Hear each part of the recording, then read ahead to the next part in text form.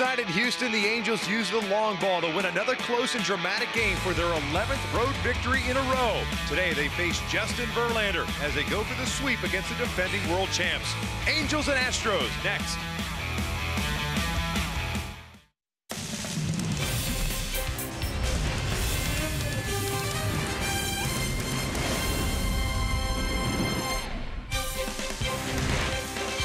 Matinee baseball in downtown Houston. The Angels have picked up the victory in the first 2 games of this series, and today, before heading home, they're looking to make it 3 in a row against the Houston Astros. We welcome you inside our broadcast booth here at Minute Maid Park and back to Angels baseball on Fox Sports West, along with Mark Gubiza. I'm Victor Rojas, and we just showed you some of the highlights from last night's ball game. Long ball once again prevalent, as it was a couple of days ago for the Angels in their victory against the San Francisco Giants. But last night it was Andrelton Simmons coming up not only once, but twice, and especially the last one against Joe Smith. Victor, when you think about it, he missed the game the day before because he was still nursing that arm after getting hit by a pitch. It's worthy of a Carlos Cam replay what he was able to do in the game last night. You're talking about right away. Fastball inside part of the plate. That's a 95-mile-an-hour fastball. He turns it, it's out into the Crawford box. He had a fantastic game. A career-high 5 RBI, but then next time came up with a couple on. The big swing of the game, went down and got that pitch and hit that ball a long, long way out of here at Minute Maid Park.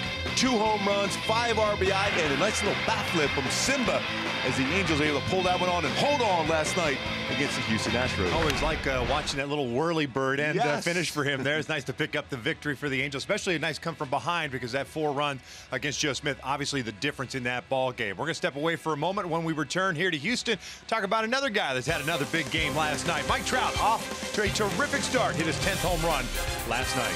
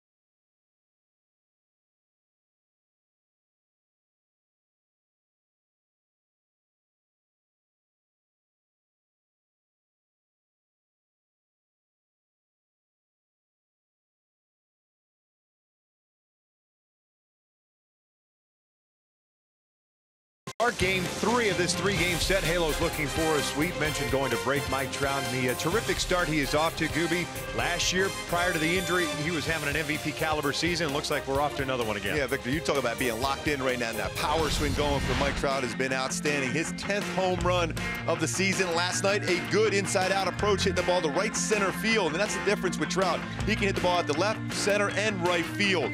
10 home runs in his first 24 games, the fastest in franchise history. What he's done in his last 15 games with 8 home runs and a batting average just under 400. He's been able to carry this team. Hopefully they'll do so today against Verlander. Well, Nick Tropiano's on the mound for the Angels as the Halos look for that sweep before heading back to Southern California. Just about ready for baseball here in Houston. Sit back, relax. Lineups at first pitch when we return.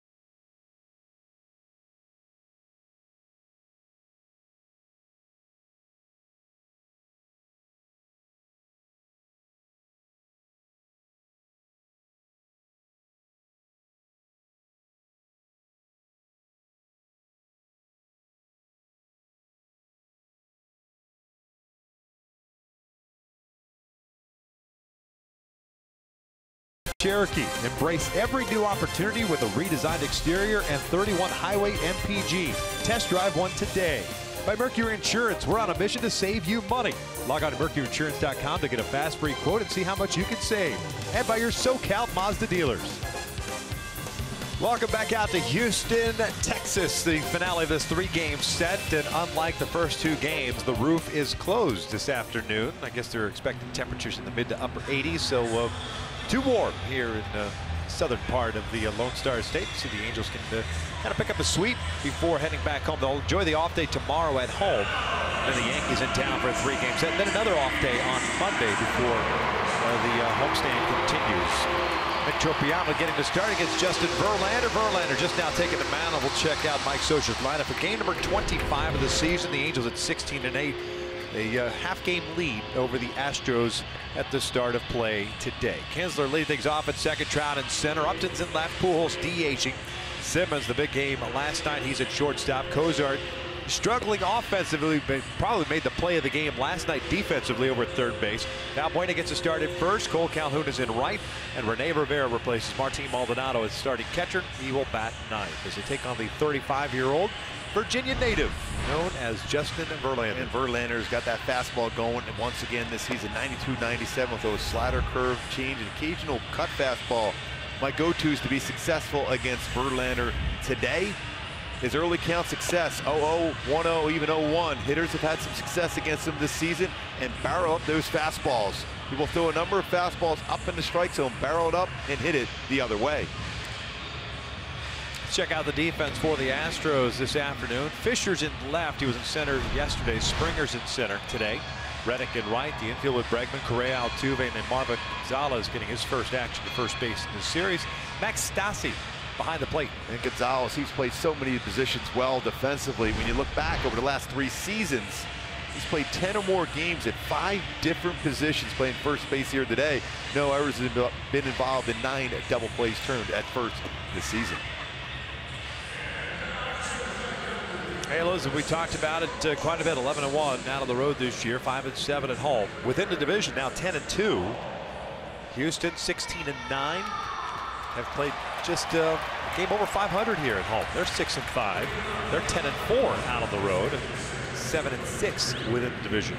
Well, not a lot of success in the lineup for the Halos today against Justin Verlander. Even though he's 8-8 in his career versus the Angels, 3.36 ERA. Outside of Albert Pujols, a lot of struggles, but we've seen those 3 really good pitchers go against the Angels the last 3 games.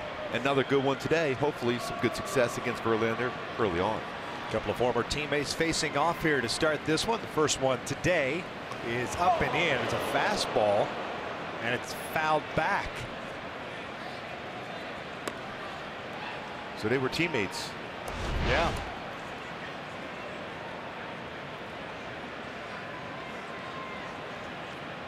Fortunately enough, it was, not that you want to give up a strike, at least hit the back, because that would have got him right in that shoulder or chest area.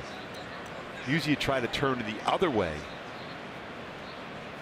Gary Cedarstrom, the crew chief, calling the balls and strikes. Corey Blazer at first, Stu Sherwater at second, Eric Cooper at third base.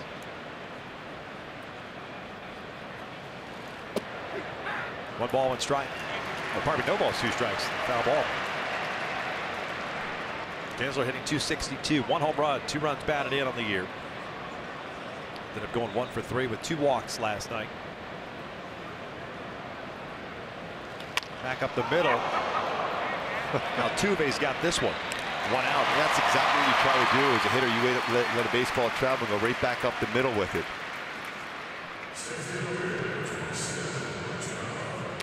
After an up and in pitch, a baseball right back up the middle, although not necessarily square back, but right over the shoulder of Verlander.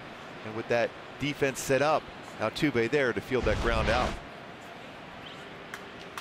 So 1 out, nobody on, and here's Trout. Comes in batting .308. Going 1 for 3 with a home run, 2 walks. 10 home runs on the year, 18 runs batted in.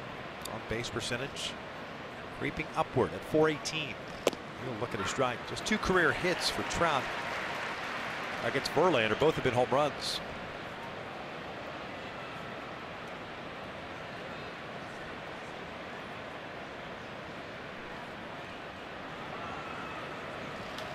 That's lifted out to right. Moving over is Reddick. 2 outs. My Hyundai Key mentioned those pitches they faced so far in a very difficult one here today, going with Flick. The battle continues, that battle in each and every at bat against Verlander and the Astros today to try to get that lead and hold on and go for the sweep. It'll be a tough one. Verlander has not lost a regular season start since August 15th against the Texas Rangers. That was as a member of the Tigers. 10-0 with a 1-2-3 and 13 regular season starts since. Is up to another former teammate. Cuts through the first one. Yeah, so far this season, even in his career against Verlander, 327 when you attack, put that first pitch in play. See those great numbers since joining the Astros for Verlander. Maybe broke his bat. Yep. No balls, 2 strikes. Up to the .245, 4 doubles, 4 home runs, 13 runs batted in. A couple of hits last night, 2 singles and an RBI. Ended up going 2 for 5. Just underway. Kinsler a ground out, Trout a fly ball to right. And glad you could join us on this Wednesday afternoon. Quick 3-game road trip. Don't happen. We like these guys. Yeah, these doesn't happen too often, does it?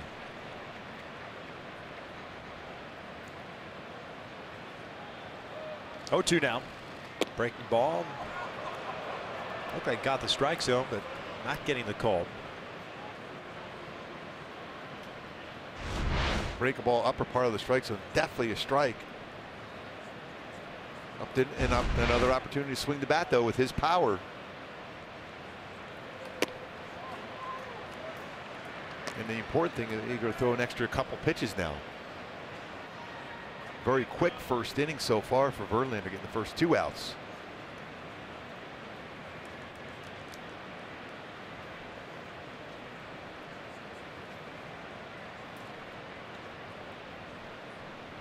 Two on the way. Lifted out toward right, toward the corner. Again, Reddick moving over. This one's heading toward the seats, though.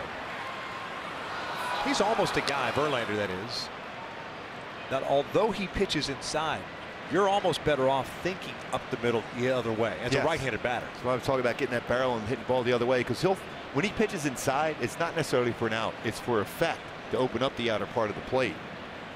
He's pitching in off the plate.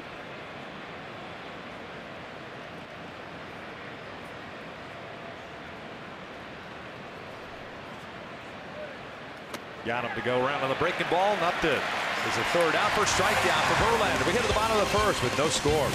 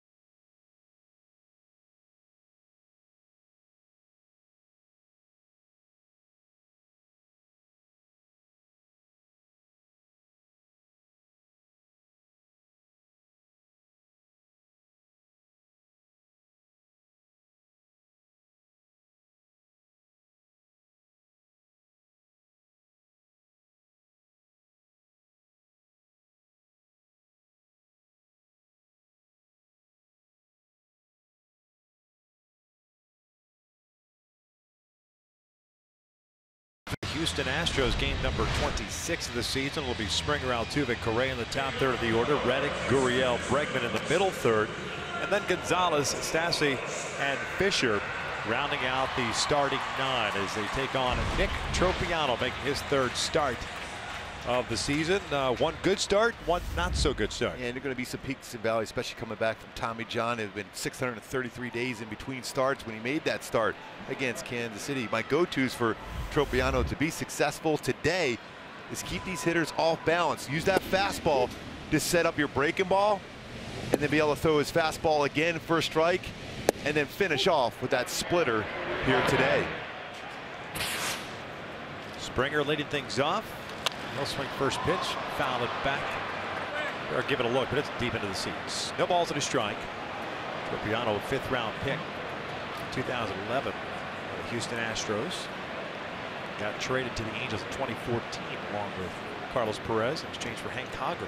It's more like George Springer swinging the first pitch. He's been fairly patient on the first pitch in this series so far. He can hit a fastball first pitch as hard as anybody. Comes in batting .257, 4 home runs, 16 runs batted in.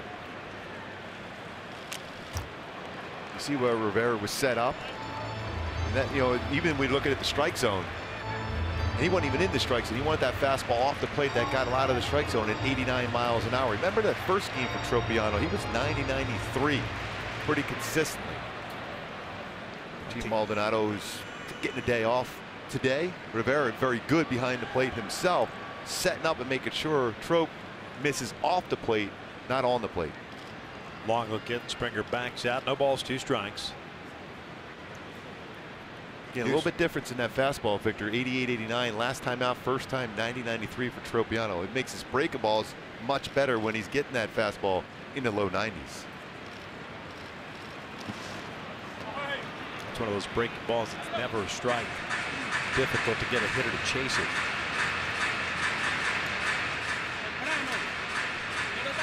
It's 1-2.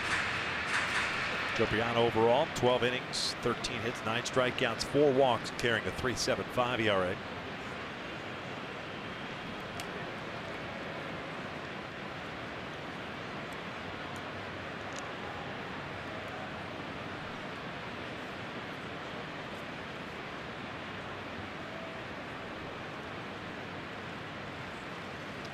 Two balls, 2 strikes.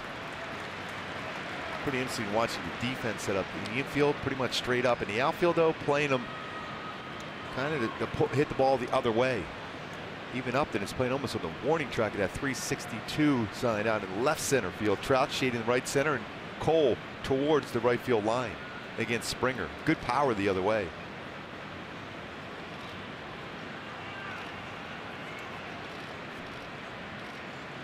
2-2, and that's drilled out toward deep left center field. Trout giving chase. Upton calling for it. Trout takes over and makes the call in front of the wall. 1 out. Again, you always have control of the outfield if you're the center field, and that's real good late communication between the two. And Trout able to run that one down. That ball was hit very hard by Springer. And that's a fastball that drifted out over the plate at 90, and Tropiano had that look as if he thought that Springer got it. A courtesy look back, and Trout able to run it down close to that 404 sign. Trout calling it. Initially, Upton was calling also. Good late communication. Trout able to run that one down. Just an out.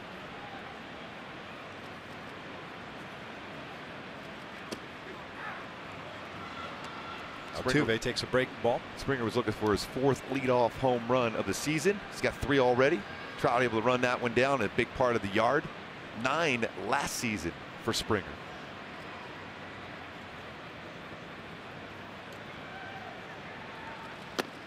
One.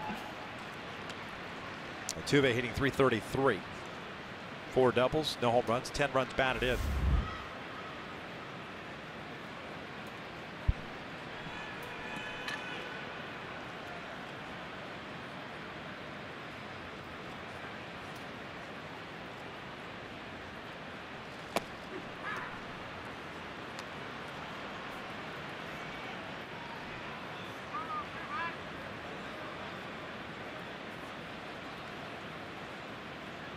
Last night, the Angels were able to get him to chase breaking balls, although he's been much better on breaking balls compared to fastballs this season. He went around. There it was again. Corey Blazer ringing him up. First strikeout for Tropiano, 2 outs. So far, they've pitched Altuve pretty effectively in this series at 2 for 10. And one of those hits could have easily been an error. Good pitch there. That's what we talked about. Yeah, that was in the blue single out there in right field. Shallow right.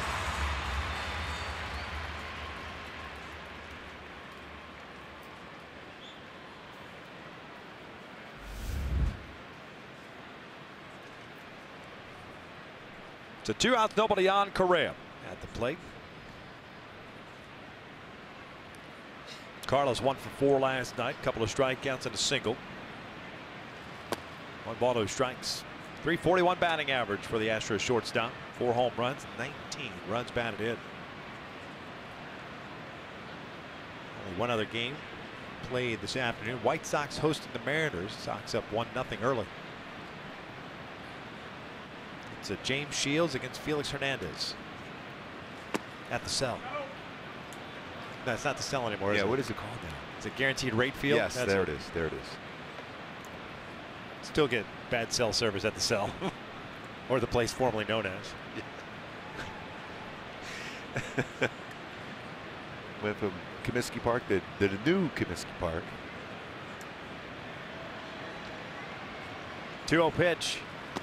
3-0. The old one's pretty interesting though, when the home run hit. The loud sound. Yes. Yeah. Raddick on deck. Halos went down in order against Verlander. Ground out, fly out, strikeout. definitely has the green light here. You got to be careful. You don't want to groove a fastball right down the middle of the plate if you're Tropiano against Correa.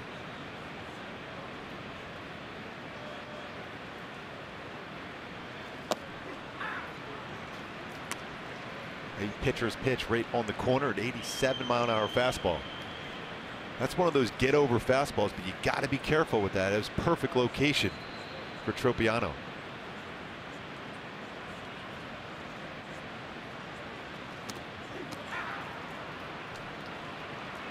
Full count. Good Just pitch. popped out of the glove.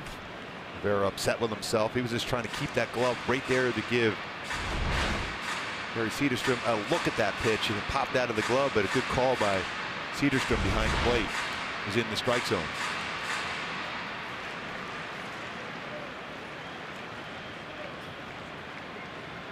A lot of pride in their catching ability between Rivera and Maldonado on this staff for the Angels, and their ability to frame pitches. Popped up. Valbuena moving over, and he's going to run out of room. Check out the Angels defensively. Got up to Trout, Calhoun in the outfield. Cozart, Simmons, Kinsler, and Luis Valbuena at first base. Rivera behind the plate. Speaking of Rivera, behind the plate has thrown out 2 of 4 base runners so far this season. 36% in his career over the last 5 seasons. That's their best in the majors, behind Maldonado and Yan Gomes, the Cleveland Indians.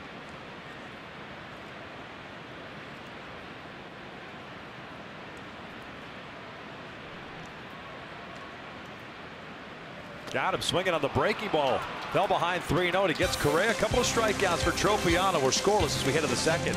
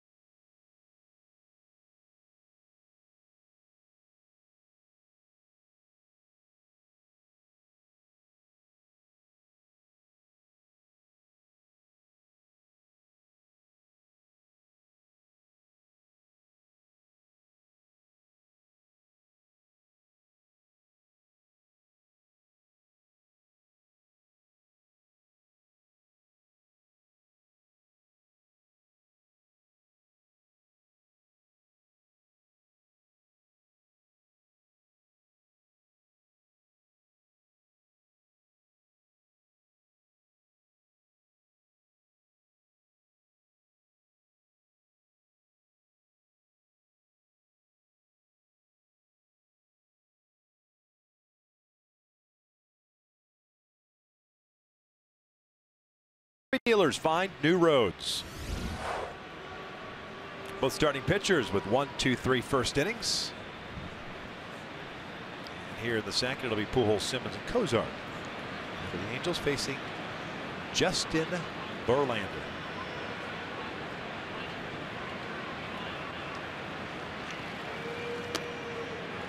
Verlander making this is 6th start of the year. 3-0, 32 plus innings. The 1.10 ERA, 39 strikeouts. Well, now 40 strikeouts, 8 walks.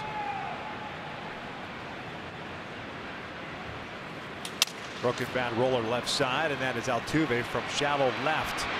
The throw just did get him. Albert doesn't think so. He wanted to know if Gonzalez had his foot off the base. I think that throw beat him. It's a matter of it was the foot on the base. Albert's not moving. Marwin's telling him to go back to the dugout. Pujols keeps telling him to no. That's well in that outfield grass. Slight hesitation. Got a lot on that throw. One hopper. Is the foot on the base? Yep. Knew to throw, beat him. Was a matter if there was still a connection with the foot and the bag.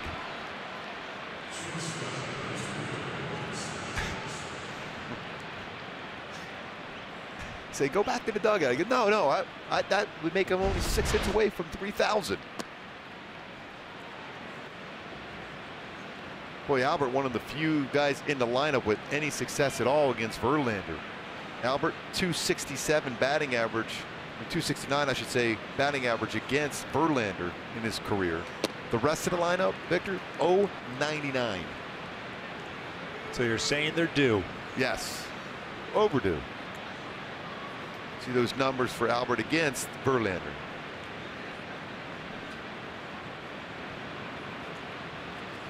That's out towards center field. Springer moving back on it. 2 down. And so often we talk about working counts, getting into a bullpen, but Verlander's always been a very strong pitch. You don't necessarily worry about pitch counts. I think when you look at early success against him throughout his career, you got to jump on those first 2 pitches. Especially then he gets in those spots where he's ahead of the count. He can span the strike zone. He's got a good assortment of all-speed pitches, whether it's a slider, curve, or even changeup. Although he doesn't throw his changeup as much now as he used to. He made 3 starts against the Angels last year. Limited the Angels to his total 7 hits. Cozart flares one down the right field line. This one is foul. We'll take that. Yeah, he's been struggling up with the bat, but you mentioned it earlier, his play defensively really saved the game last night. Batting average down to 211. To go 0 for 4.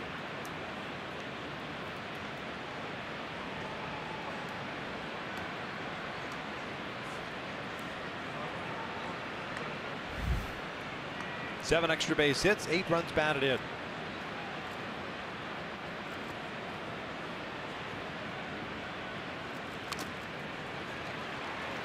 Take a look at our tools of the trade brought to you by Ram Trucks. Go back to that defensive play with the bases loaded. What a play. Tough hop. Ball was hit right on the money, but a great play, great reaction against that force out to finish off that inning and able the Angels to hold on for a 1-run victory last night. A gifted defender playing third base for the first time at the major league level in his career.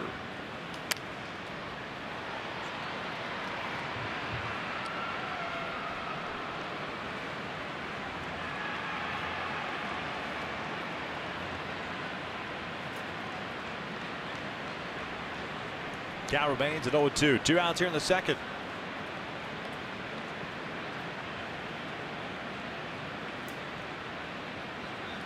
Breaking ball, got him looking. The Angels down in order in the second inning. Off to the bottom of the frame we go with no score.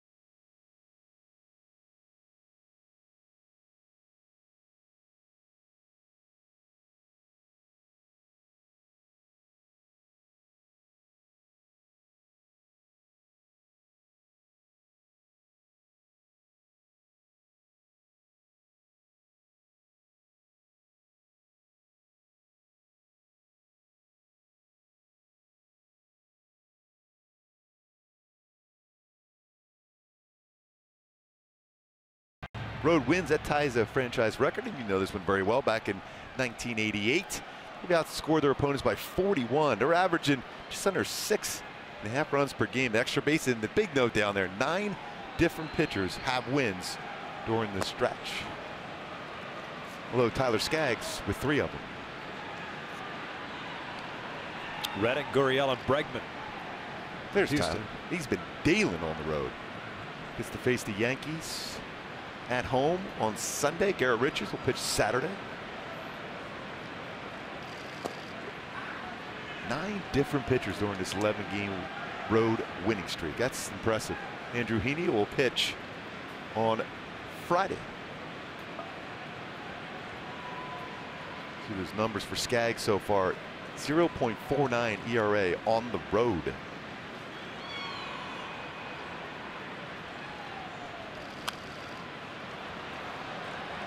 As a pitcher, aren't you sometimes hoping the manager and the pitching coach can manipulate the schedule when you're going that good out on the road?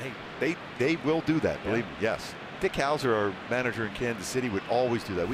Saberhagen and myself would never pitch in Yankee Stadium for one. We always pitch at Fenway Park. All our lefties would try. They would try not to pitch a lefty in Fenway, always in Yankee Stadium.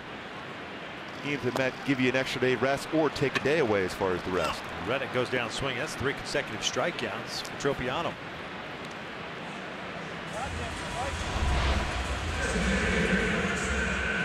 Great spot. Again, when you have a hitter thinking off speed, whether it's a breaking ball or a splitter or a very good changeup for Tropiano. His fastball is 88 to 92. He'll throw a curveball, changeup, and split.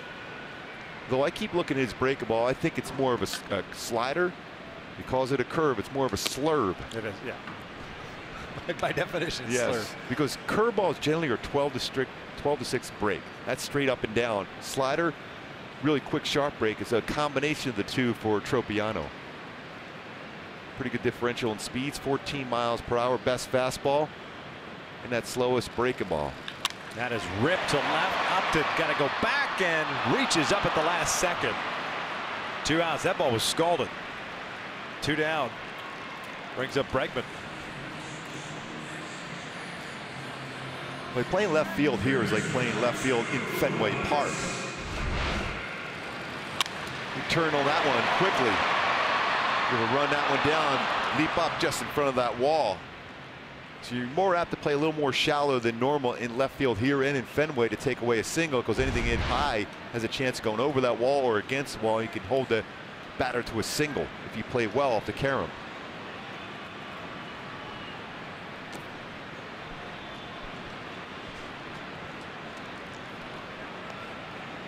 Bregman hitting .253. 5 doubles, a home run, 7 runs batted in. 2-hit game last night, going 2 for 5.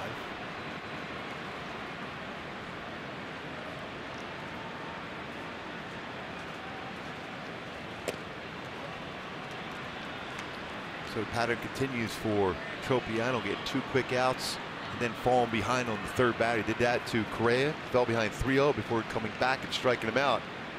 Now behind 2-0 here to Bregman.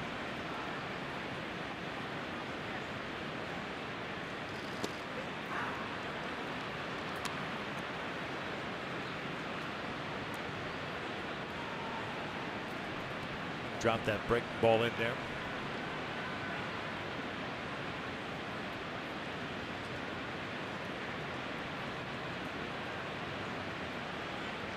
Down the 2-1. 3-1.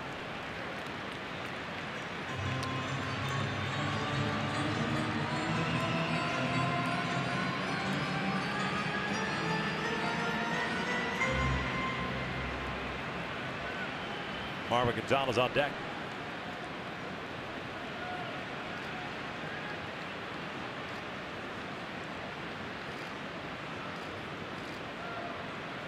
Pulled over to third. Kozart's got it. That's why you got those guys in the field with a glove, make plays. 6 up, 6 down for Tropiano. We're off to the 3rd inning with no score.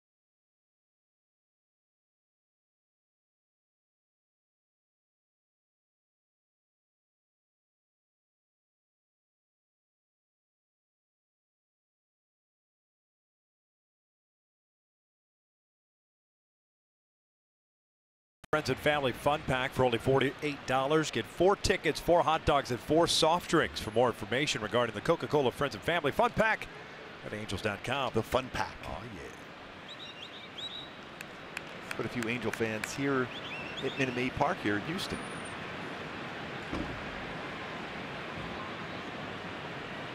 Bottom third of the order.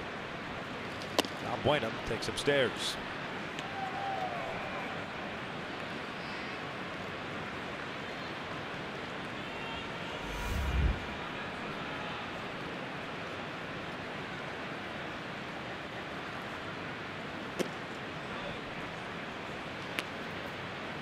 Verlander has not been behind as of yet till this plate appearance.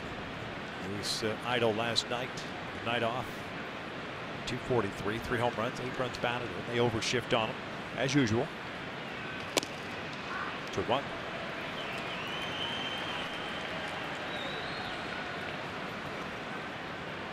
No triangle defense on the right side. You got the NBA playoffs going on right now, so you got that defense.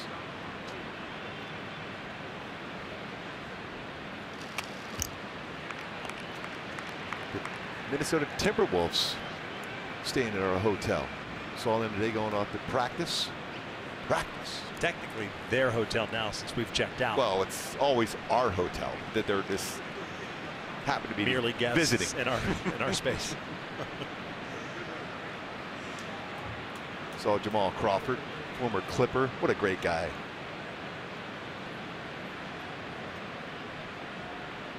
Two. 1 down, third strikeout for Verlander. One thing, Verlander's always had that good fastball. He's had some tremendous spin rate already in this game for Verlander. Take a look at our Nissan PitchCast. That fastball, firm fastball at 96, great location.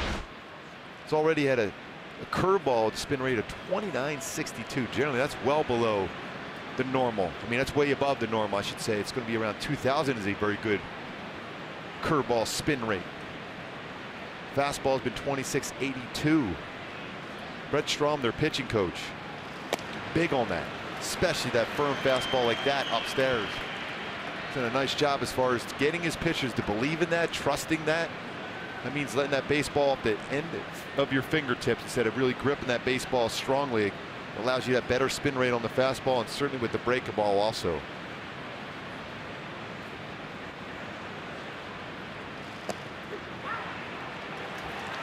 No balls, 2 strikes. Cole went 0 for 4 yesterday with 3 strikeouts. Average at 180. 1 home run, 10 runs batted in. When you're struggling and you face a guy that you've really struggled against your entire career, that's a tough combination for Cole.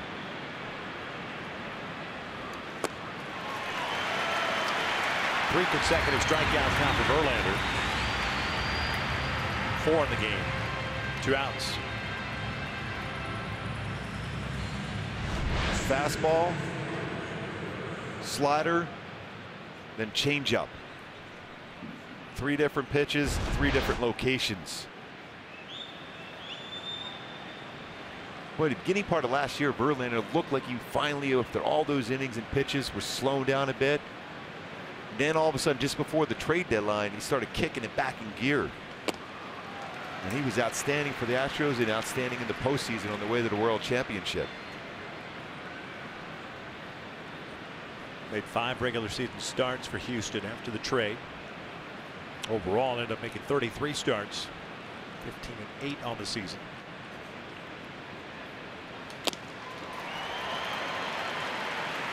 Again, away, if you stay back and try to barrel it up and hit it the right center field, you have a better chance. You try to pull that, especially we talk spin rate. Spin rate gives that illusion with that late movement, upper part of the strike zone, very difficult to get the barrel of the bat on it.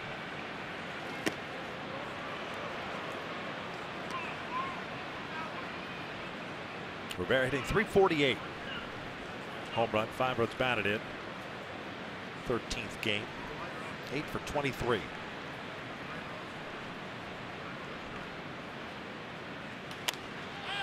Popped up. Stassi, the home plate area, has it. Angels are down in order once again. 9 up, 9 down for Verlander. Tropiano's phase 6. He's retired all 6. Still scoreless.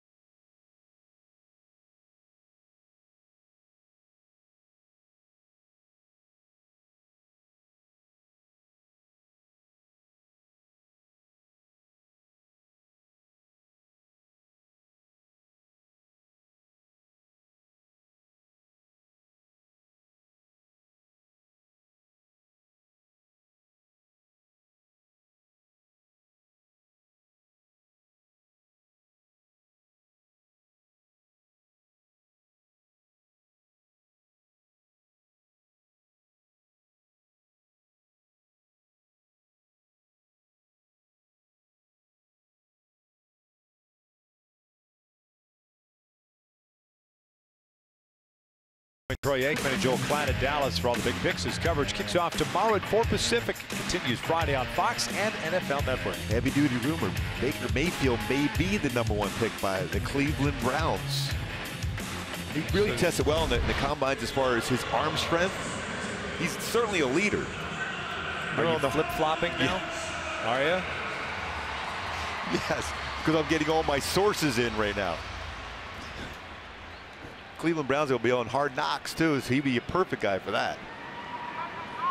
Yeah, that's a good reason. Yes. To select somebody just for a reality TV show. Well, that and the fact he's a winner, that helps. Here's Gonzalez, bottom third of the order. Stassi to follow, and then Derek Fisher. It's okay, you don't have a first-round draft pick. It's all right, Chiefs.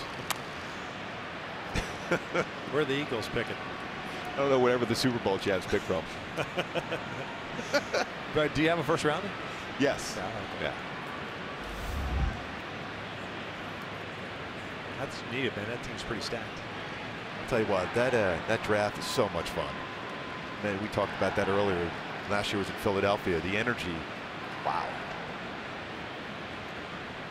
Marvin Gonzalez started at left the first couple of games of the series at first base today. 1-1. 232 average, 5 doubles, a home run, 13 runs batted in.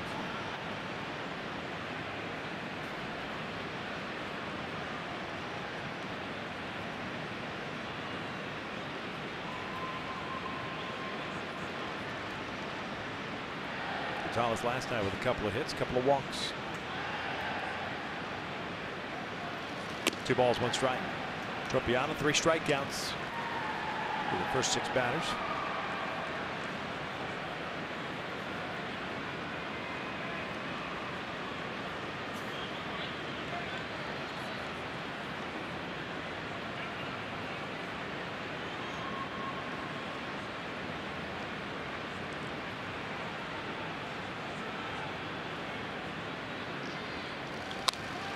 Full foul.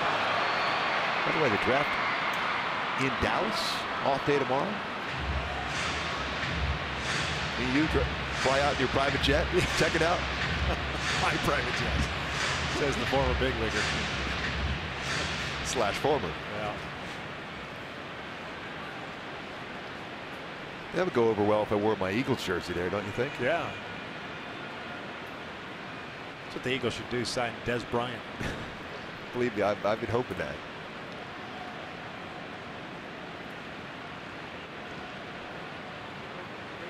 There's an Eagle fan, I think, for what I heard. Rumor has it. Yes. 2-2 now to Marwood. Got him on the off-speed pitch. 1 down.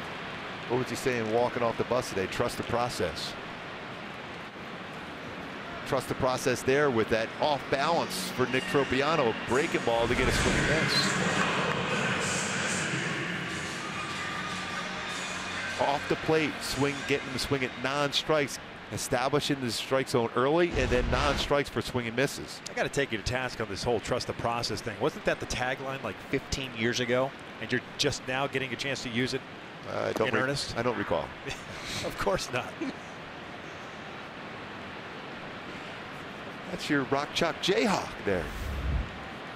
We don't have to trust the process. Jayhawks are just good year in, year out. Yeah. You don't have to come up with slogans. Basketball-wise,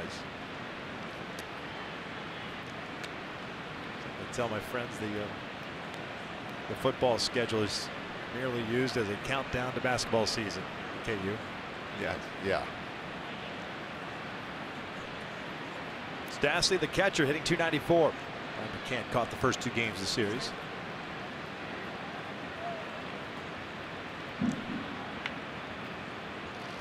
Good break ball again. Tell you what, he's had some pretty good. We talk about spin rate for Verlander. Already in this game on a breakable curveball from Tropiano, 24-15 spin rate on his curveball, which is outstanding. That's why you're seeing some swings at pitches not in the strike zone. Late break action to him. This is about as deliberate as we've seen Tropiano through the first 3 starts, even in his windup. There it is again. That's 5 punch outs for Tropiano. Locked in, front shoulder good, head still, and right down on that breaking ball once again. His splitter's been outstanding. His breaking ball, slurve, outstanding.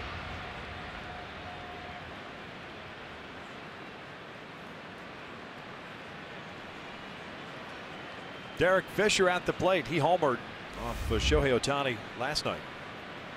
Ended up going 2 for 4 with a single as well. 2 strikeouts.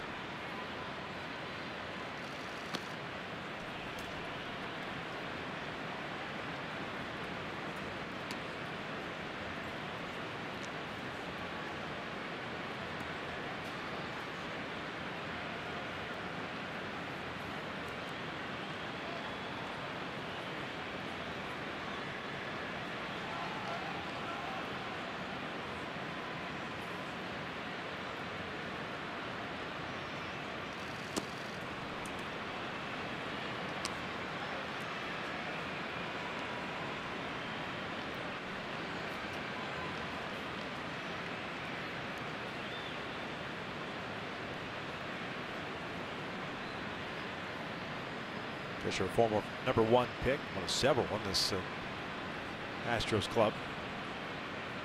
1-1. Just off the plate. 2 balls, 1 strike. Tropiano will throw a changeup and a split.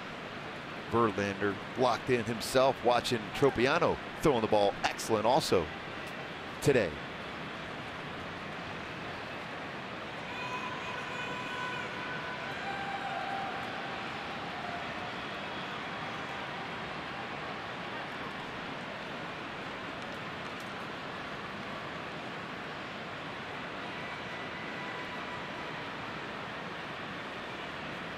Top of the order, Springer on deck. We're in the 3rd, scoreless.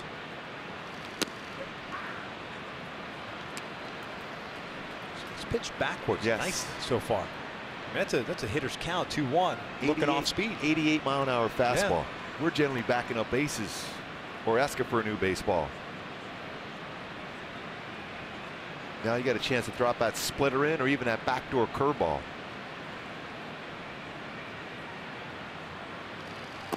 Tried it.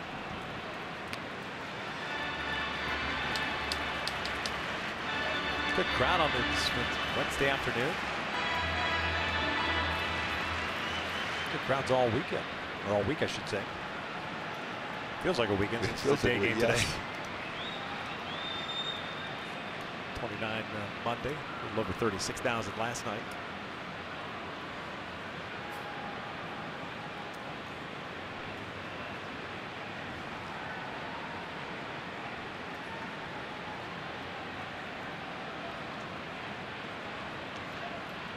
Tropiano ready. Now the 3-2 to Fisher.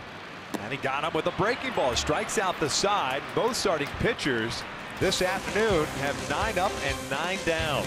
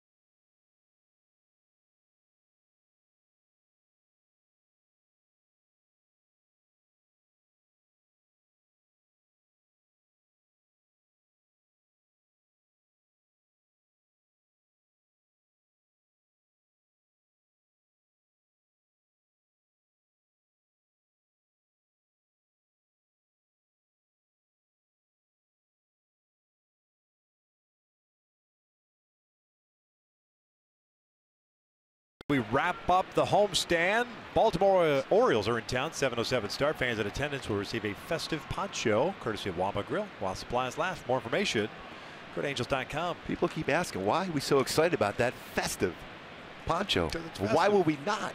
Might have to wear those on the old night flight to Seattle that night. Yeah, that'd be perfect. Yeah.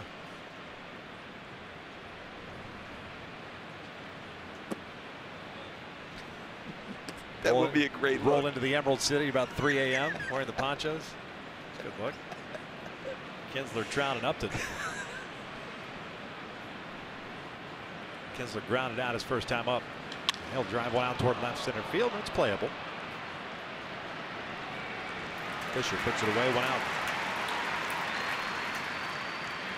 Mike Trout coming to the plate. Now it's time for the Kia drive to success. So far, so good in the month of April for Mike Trout. 5 players in MLB history with 10 home runs and 5 stolen bases by the end of the month of April. Mike Trout along with Reggie Jackson, Brady Anderson, Barry Bonds, and Larry Walker. Larry Walker. Funny the silly things that we remember from ballparks. Playing right field, Larry Walker. That Tampa Bay Rays. The guy here does a great. Yeah. Altuve. Altuve, yes. Outstanding. Mike hit a fly ball to right in the first. By the way, Larry Walker is really close to a Hall of Famer, borderline. I don't know if he's going to quite get in there, but Hall of Fame type numbers himself. Okay, but that right there, would that not be the answer? I think he's a Hall of Famer. Yes. But he's not. I think he's a Hall of Famer, though. I mean, he was an outstanding 5-tool player. I'm sure there'll be a campaign. Yep. You know, at this point, just put everybody in. I'm for that. You're in for that, right? Yes. This is out to right. Reddick has to back up a couple of steps. 2 outs.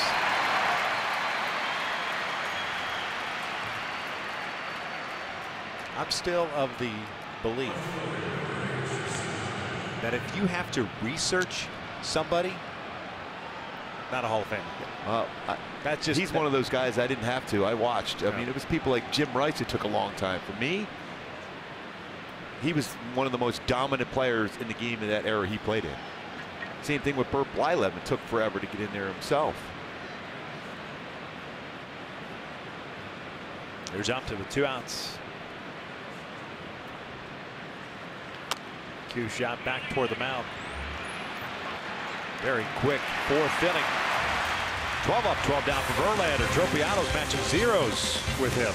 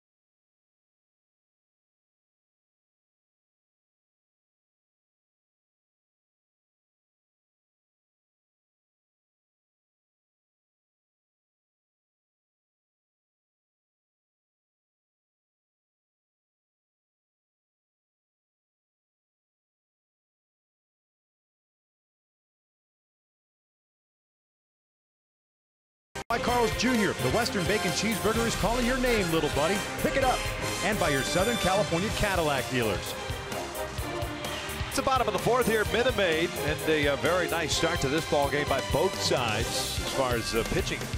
Verlander, Tropiano throwing up some zeros. Verlander has faced 12. He has struck out 4. Nobody has reached. Tropiano's faced 9. He has struck out 6. Nobody has reached. 42 pitches for Nick. Springer hit a fly ball to center field in the first.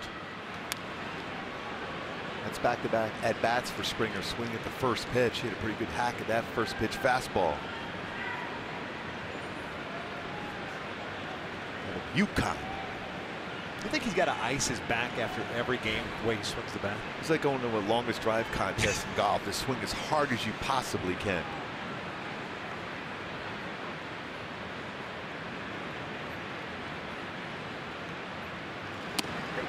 It's a good splitter. It's in there. The receiver took a little time to call it, but rung it up. Gary, the crew chief, likes to wear that old hockey goalie mask behind the plate, just like Rene Rivera. Here comes the 0-2. Lifted out to right. Hit well. Going back onto this Calhoun. Near the wall. He'll squeeze it for the out.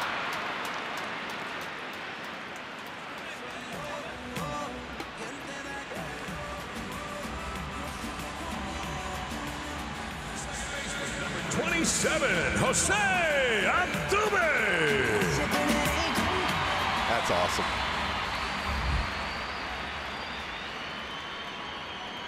There it is. Jose Altuve. That guy's got great pipes. Oh, yes. The voice from above. Altuve struck down in the first. Whoa. Remember in Minnesota, Kirby Puckett? Kirby Puckett. No smoking in the Metrodome. Yeah, I had a lot of great memories of the Metrodome. It was fantastic.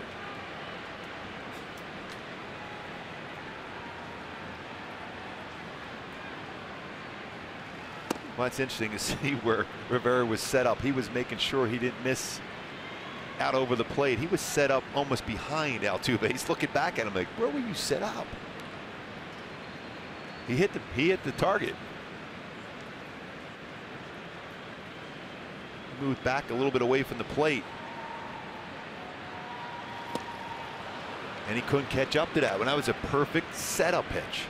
Set up off the plate in. Altuve saw that. He moved a little bit, about an inch or two away from his normal stance, then missed that 90-mile-an-hour fastball away.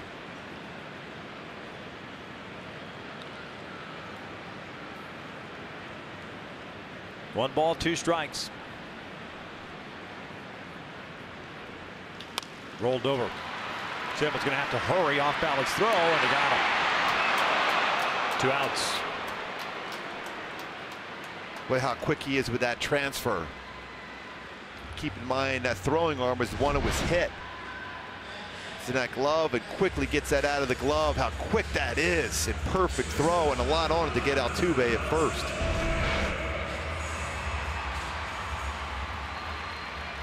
Altuve got himself out. That's why he's frustrated.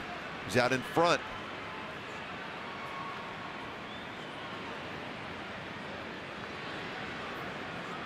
It's good setup throughout that entire sequence by Rivera and Tropiano to get Altuve out in front.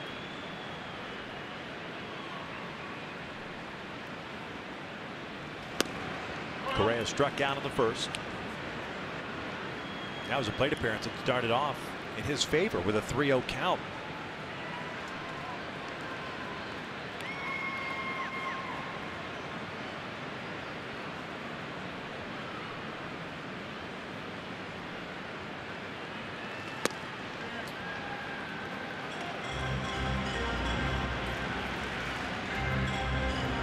One thing about Tropiano, a little timing mechanism when he gets ready to throw the baseball, the foot on the rubber. He'll tap it twice, sometimes 3 times before delivering the pitch. So a couple times and then drives towards the plate. He's got a fastball, break a ball, and then split behind 3-0 again. Remember, last time he took a 3-0 pitch. That was an 88-mile-an-hour fastball. Don't think he'll be taking this one if it's a fastball in the middle part of the plate.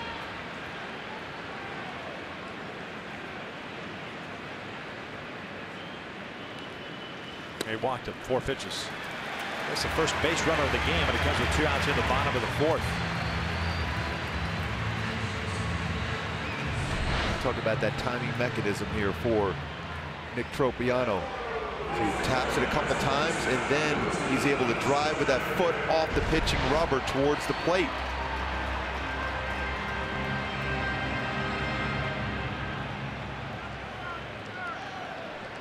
First time today that either pitchers worked from the stretch.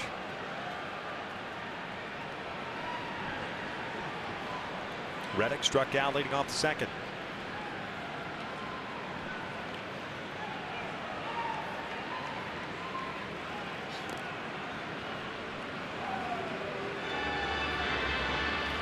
Two stolen bases on the year for Correa. Has not been caught stealing.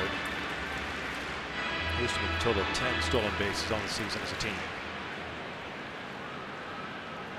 Tropiano has an excellent pickoff move.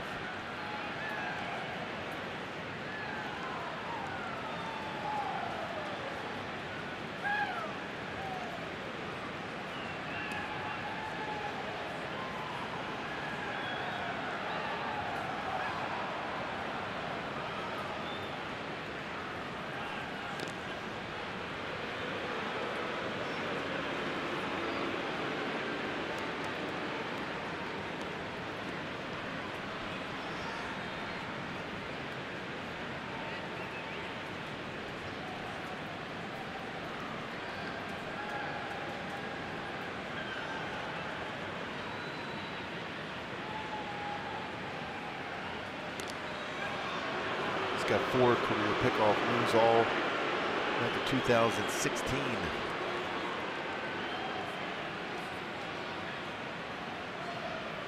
Correa with 2 stolen bases so far this season.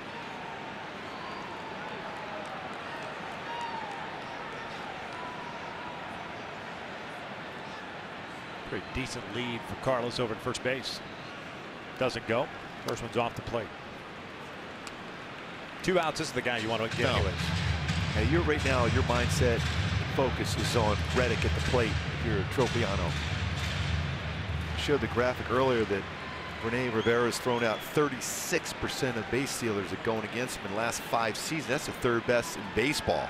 So trust him in his arm strength and his quick release. So now that's 6 out of the zone. And always that first time when it's been a while since you threw your last pitch out of the stretch.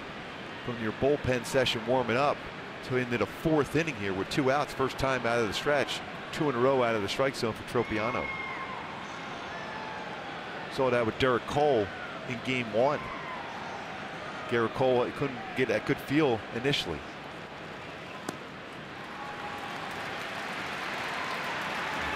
Yeah, I think, again, for me, that focus of that base runner, granted, I know it's the whole feel of being in the stretch. You've got to make sure you get the guy at the plate. Yeah. You don't want a guy in scoring position. Gurriel lined with a left that was caught by Upton last time up. He's on deck. And Correa's got good speed, but he's not necessarily a base stealer per se. He's picking his spots. 8 out of the zone now. Back-to-back walks. And none of those pitches were even close. Gurriel crushed that ball last time at bat. Upton made a nice play out at the wall in left field.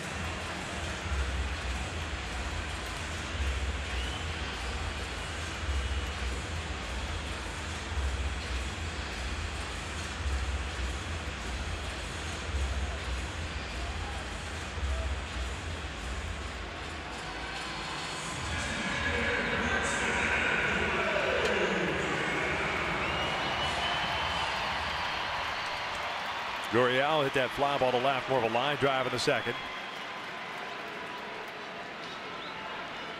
2 on, 2 outs. Scoreless, we're in the 4th. Outfield straight around up to deeper and left.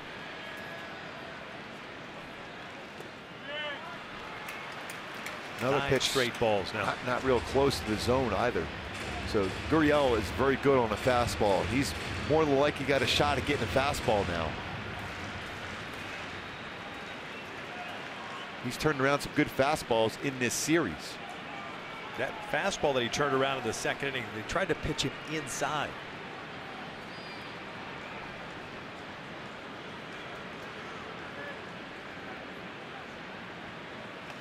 You talk about loading up on that back leg. He has that front foot, toe on the ground, lifted up.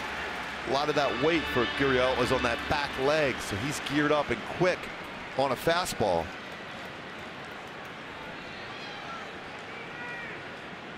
As he gets in that position.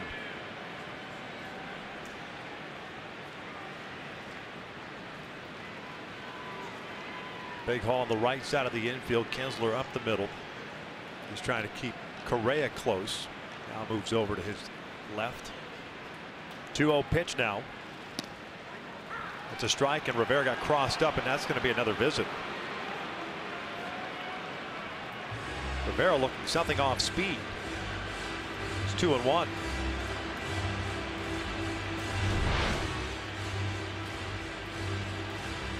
More times than not, sorry, Gibby, when you see a catcher pop up and spread the legs a little bit more so than normal, that's anticipating something in the dirt, a breaking ball. Yeah, so you can keep that in front of you. Fortunate enough, he was able to catch that, keep that, present it as a strike, and was called. So often that does not get called. 2-1 pitch. Breaking ball. Hung that one. That's a pretty good hack at that one. 2 balls, 2 strikes.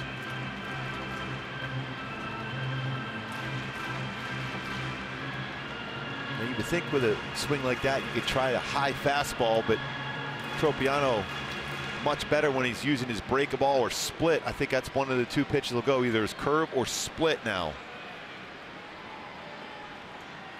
Correa, the base runner at second. Reddick, the trail runner at first. 2 outs. We're in the 4th. 2-2. And that is a hit by pitch. That was a splitter. Had him set up. Yeah. And now they're going to be loaded.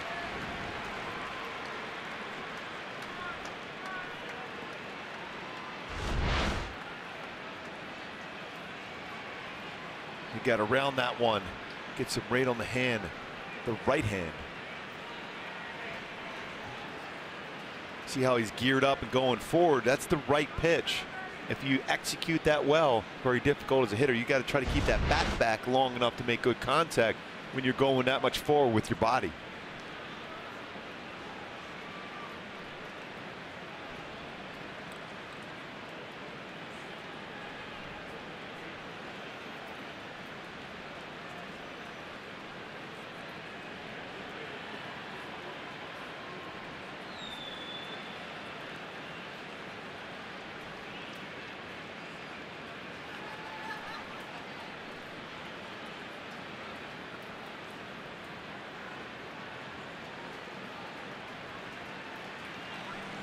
flexing that hand. Even though there was a splitter, it's still, that's a part of the hand where you see a lot of injuries from batters over the years. Well, he's had a wrist injury or hand injury late in spring training, had to have minor surgery on it, so I think that's the biggest concern for them. Mike Soshin, I think it's just talking about the visits. Now, whether that was a visit or not for Rivera with that cross-up or not, when you're going through signs, especially with a man at second, you're allowed to go out there to that conversation of what sign you're going to go with a man at second. Surprised he stayed from the stretch with the bases loaded. He has struggled from the stretch this inning. Bregman 0 for 1. He grounded his short his first time up. Here's the first one, and it's downstairs. I'm always a big believer in pitching from the stretch with the bases loaded. And I understand where you're coming from. I'm just saying from a comfort standpoint, things have changed for him in this inning because of the stretch, or since going to the stretch. No place to put him.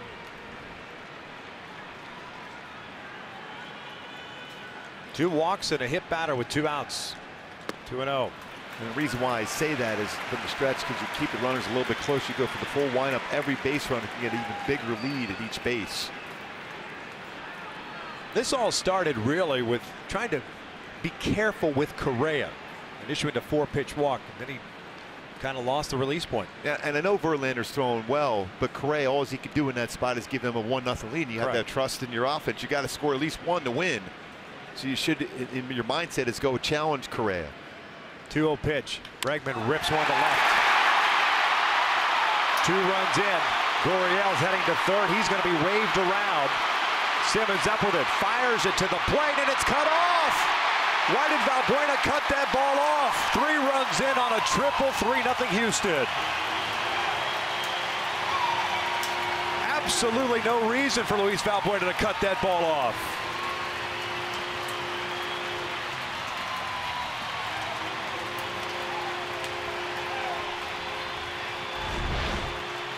And all 3 runners score with a right-handed batter hitting that right down just past Cozart and into that left field corner. And Upton playing in left center field, gets it in, and a lot on that throw from Simmons. Now it might have been over there towards that right-handed batter's box, not right on the plate.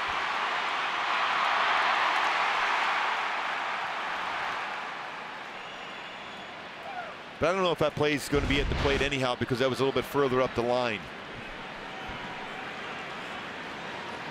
Well, this is the corner that Tropiano has painted himself into by issuing that 2-out walk to Correa. That's the things that can happen when you start to be too careful with one particular guy. I get to start the inning, but with 2 outs, go after guys. 2 walks, a hit batter, now a bases loaded triple. Angels will play from behind against Justin Verlander. Bregman hits his first triple now with 10 runs batted in. This one's popped up. Simmons and Cozart. It's Cozart squeezing it, but the Astros strike first. We'll head to the 5th inning. Angels down 3-0.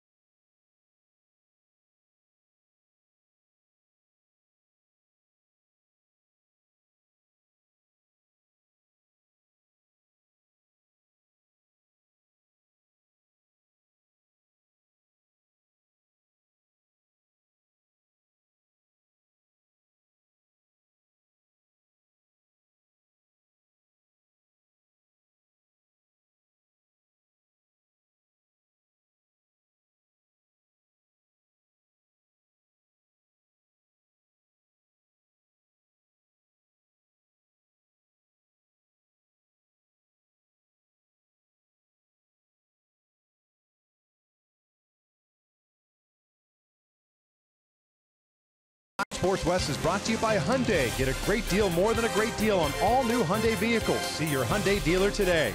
By Jack in the Box. Try the new Cholula Buttery Jack, part of the Buttery Jack family, only at Jack in the Box. And by your Southern California Toyota dealers.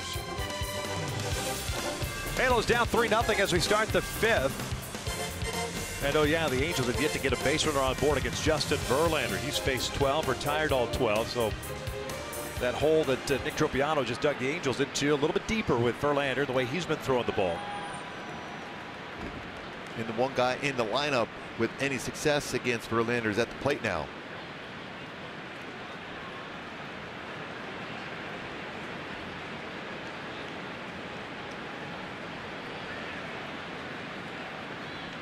And a long wait in between innings for Verlander also. Although you do like that when you're a starting pitcher. You'd love to have that offense to provide you some help.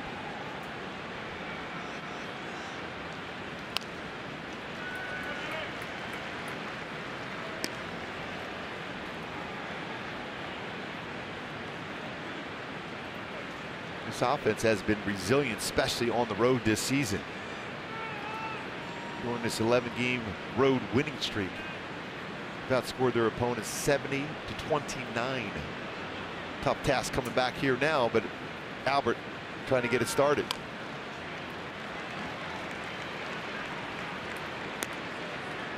One ball, two strikes.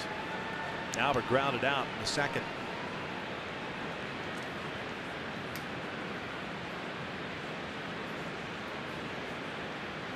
Seven hits away from 3,000.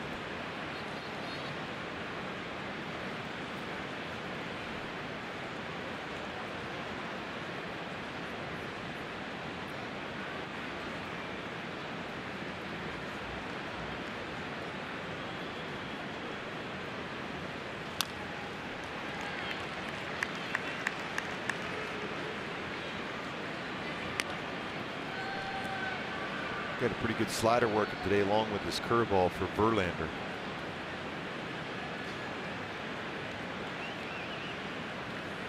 Says he feels as strong, or if not stronger, than any point during his career.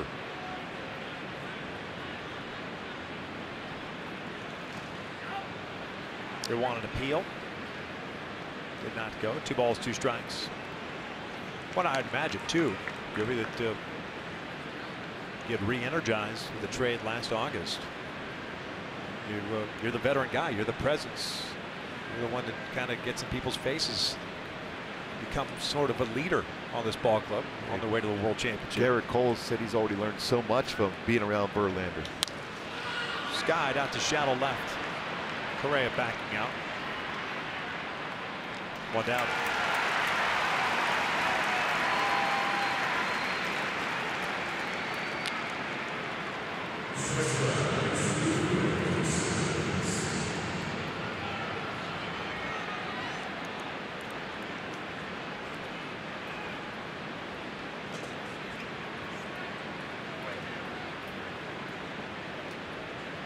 Only 44 pitches thrown so far. We're in the 5th inning with 1 out.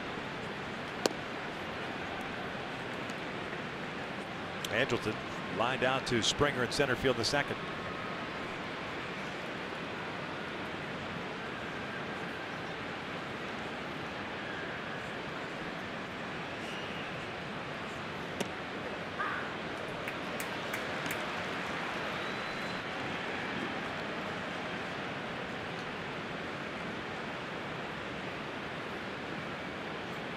Always been no nonsense on the mound, doesn't waste a whole lot of time.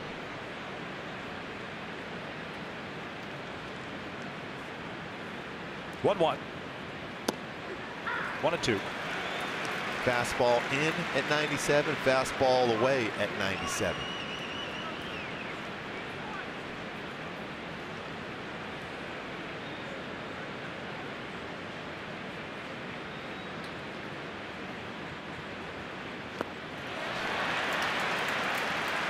That would be setting him up with a breaking ball. Yes. 2 outs. Some excellent spin rate on that curveball after back-to-back 97-mile-an-hour fastballs.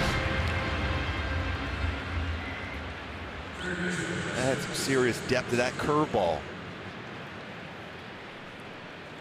Just trying to foul that one off.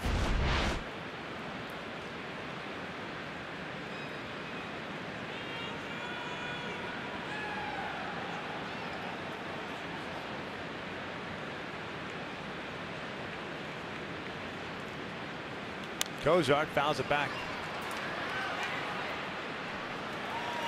Jack struck out looking at a second. Verlander now with 5 strikeouts.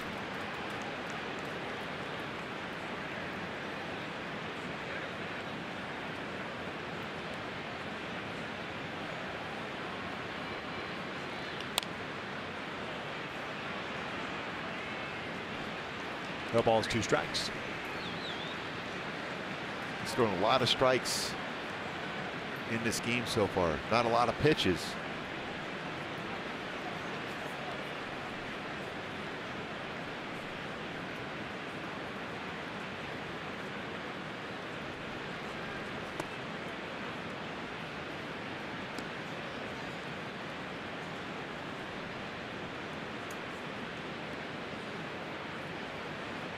Fifteen batters face 9 first pitch strikes.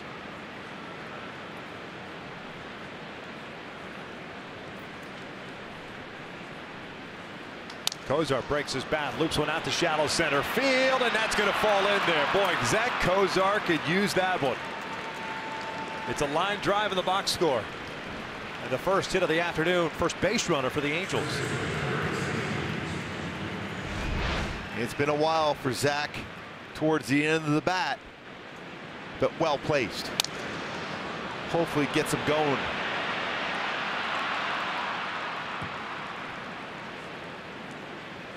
It's a pretty good breaking ball. He's out in front of it, but kept the bat back long enough to get enough of that barrel in it to flare that into the outfield. Now, if you're Luis Valbuena, look first pitch fastball and jump on it. Struck out swinging in a third. Backdoor breaking ball misses. Reason why I said that, because after Verlander gave up that hit, he's a guy that's high energy guy. He was mad he threw that one base ball away because he felt it, especially when he was throwing. Even though you're only into the 5th inning, he felt he had no hit stuff. And great career numbers against the number of hitters in the lineup. That gives you even more confidence. That's well off the outside corner.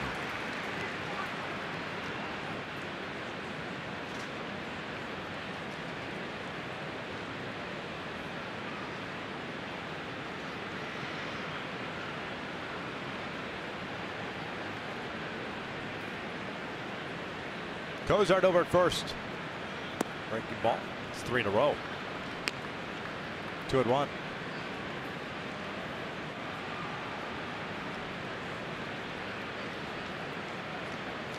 Nothing Houston. Valbuena is 3 for 31 against Verlander, but he does have a grand slam against him. The differential in speeds nearly at 19 miles per hour.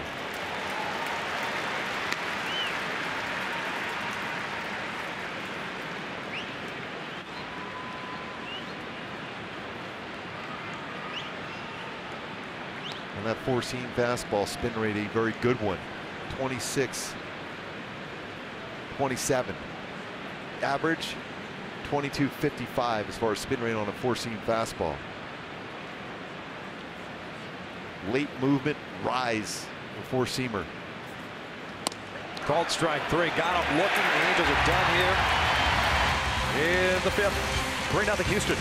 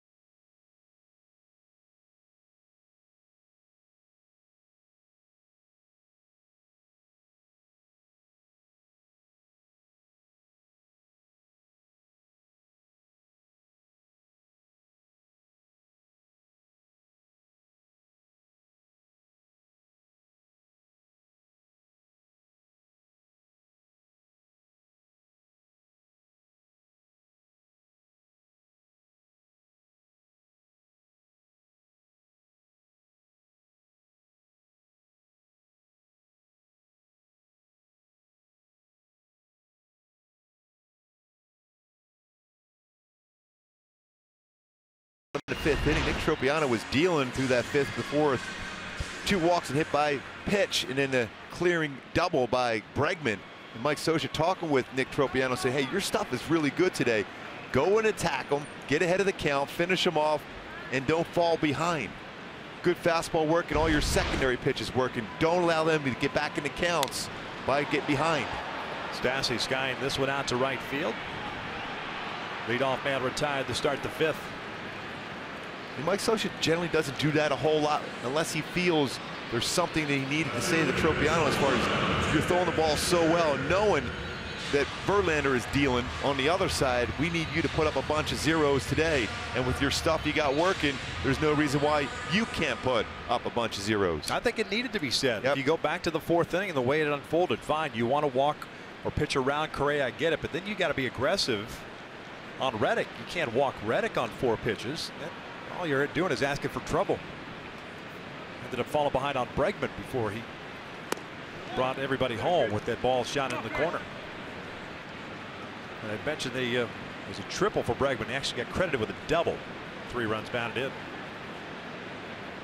Fisher struck out in the third.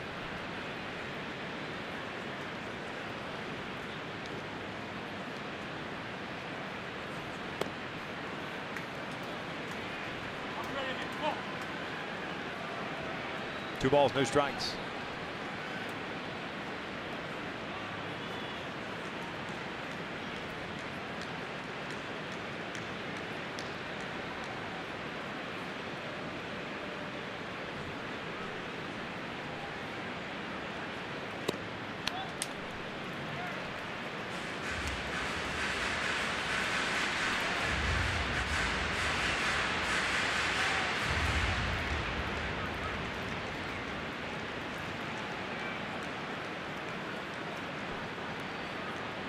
.3-0 now.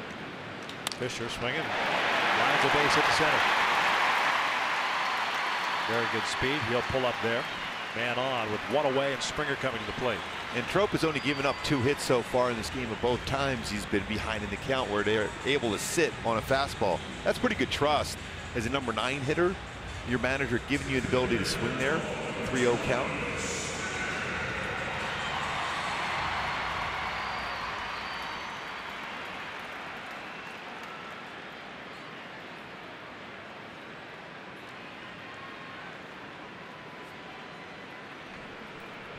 Springer, a couple of fly balls out to center and right respectively in his first 2 plate appearances. Fisher off to a big lead right from the get-go.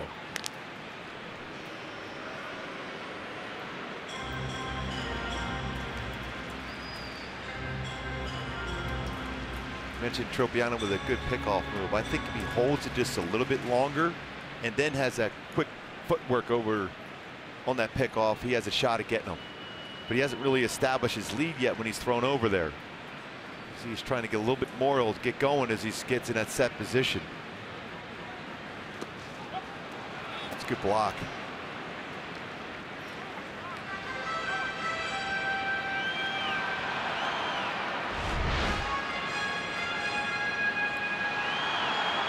The pitch is almost in the left-handed batter's box. 73 pitches for Tropiano. 6 strikeouts, 2 walks, 2 hits, 1 hit batted.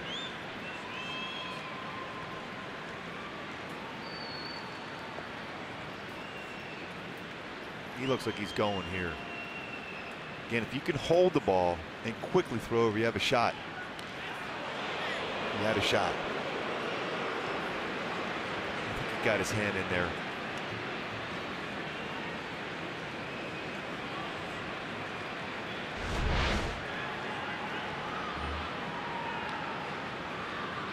This got underneath the tag. That hand on the base, just as Valbuena applied the tag.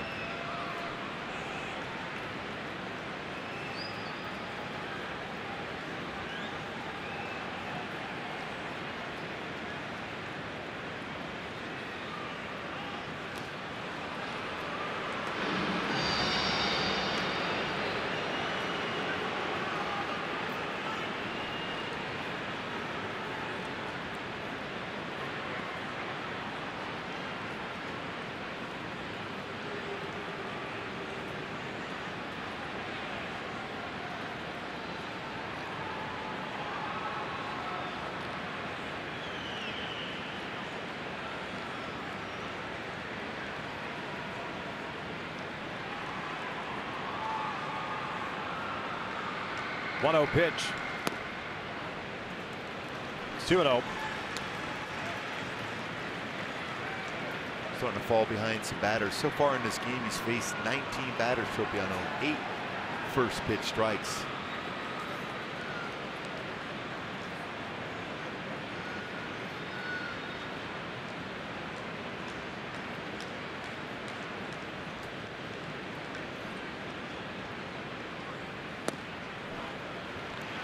Pretty good pitch. Right in the strike zone, lower part of the strike zone, not called.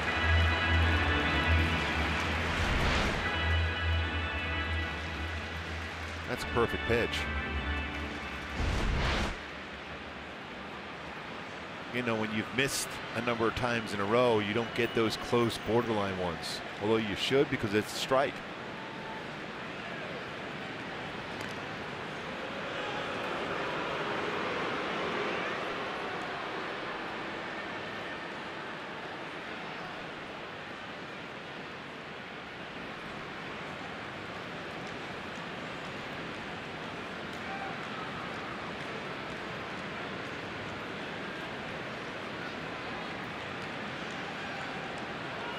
Oh, they got him. Absolutely got him. Little stutter step. Valbuena may have clipped Fisher on the way back. Mentioned that move. 2 outs. It's all about the footwork for Tropiano. And the quick fire over and the low throw gets him easily there. The face tag.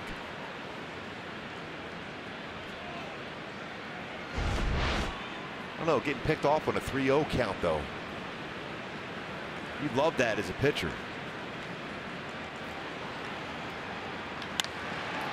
Out toward left. Upped it on the track. And that'll do it. We'll head to the 6th inning. Houston leads at 3-0.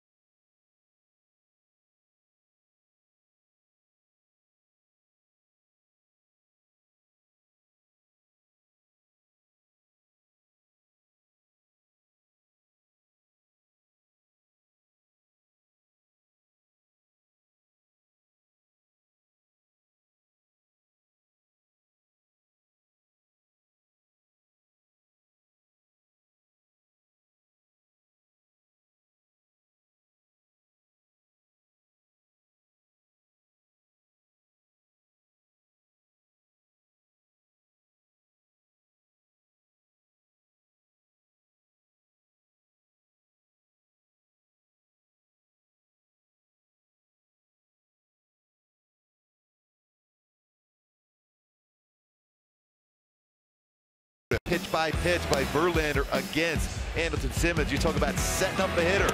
Fastball in after the first fastball just away. 97 in, 97 away. You're looking fastball, and then you get that big, hard curveball at 81 miles an hour, setting up the hitter very well there. See if the hitters can adjust now to Verlander, who's been excellent so far in 5 innings, 1 hit allowed. That was a little flare by Cozart. Again, every pitcher, no matter how well you're throwing, there's always a tough inning. Maybe this is the inning for the Angels against Verlander. Cole takes a strike. It'll be 8-9-1. Calhoun, Rivera, and Kinsler.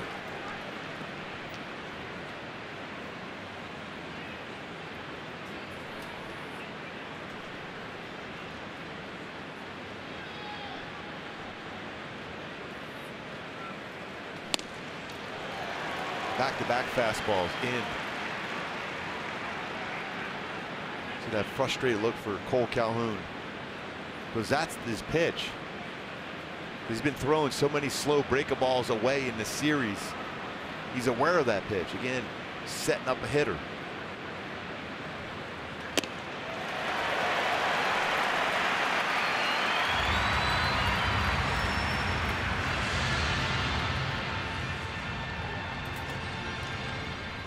Arco, quality top-tier gas for less. One out. 7 strikeouts now from Justin Verlander.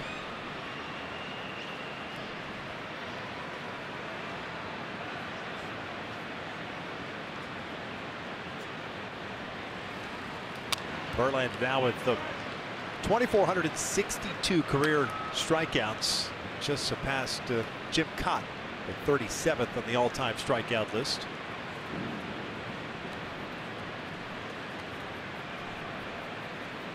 Oh, kitty. Active on Twitter. Yes, he is. Another borderline Hall of Famer.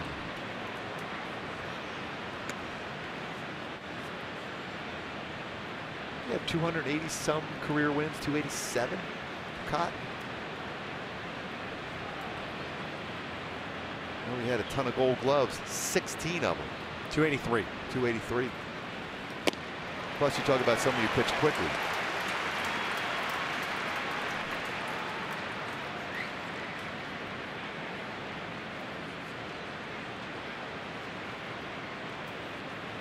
.38 pitches at 95 or faster for Verlander. We talked about that with Shohei Ohtani last night.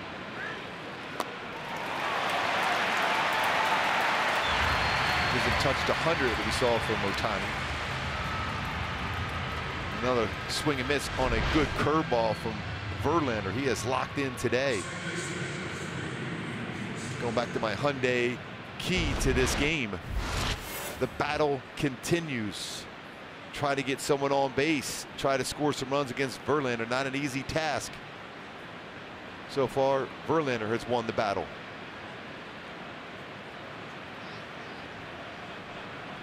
Kinsler with a ground out and a fly ball to left.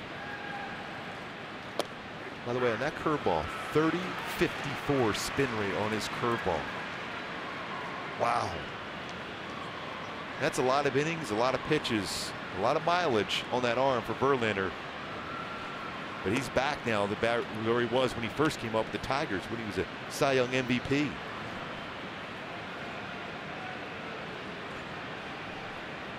Kinsler just 1 for 9 in the series.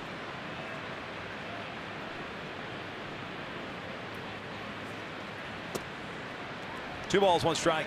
I know this sounds odd, Victor, but I think that first pitch of the game when he threw up and in on Kinsler set the tone, because he hasn't really had thrown a whole lot of pitches inside since then. We showed the one against Anderson Simmons, but not many inside against right-handed batters. But as a hitter, you know it's there. I remember Bruce Keeson, pitching coach at Kansas City, said, hey, every once in a while, even when you warm up, just let one go hit the backstop in the air. Hitters will go, whoa, he might not have too good a control. I can't look out over the plate because I might get one up and in like that. And Bruce Keeson was always known to pitch inside effectively.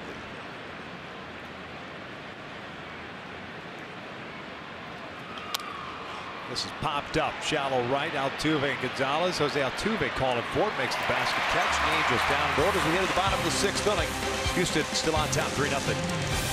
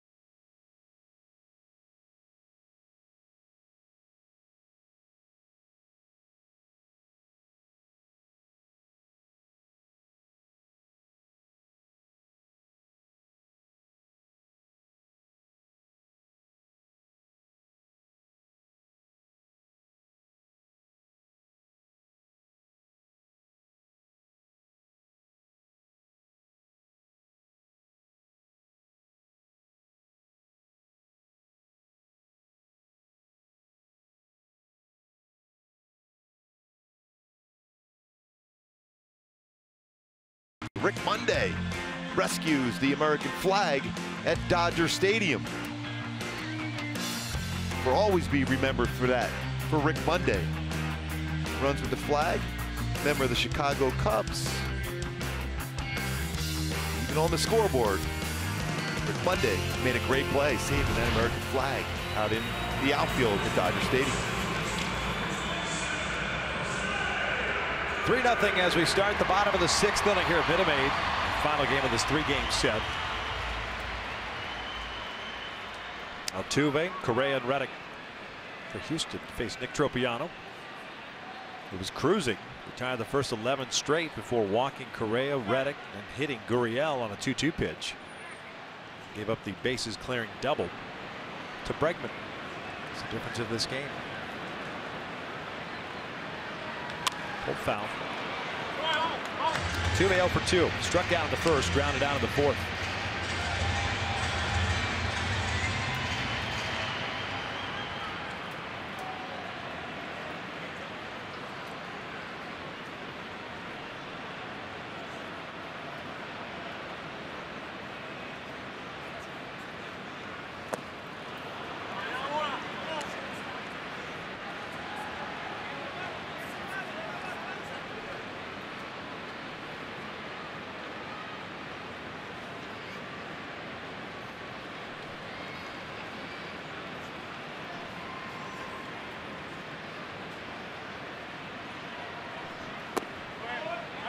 Almost got him to chase another breaking ball well off the plate.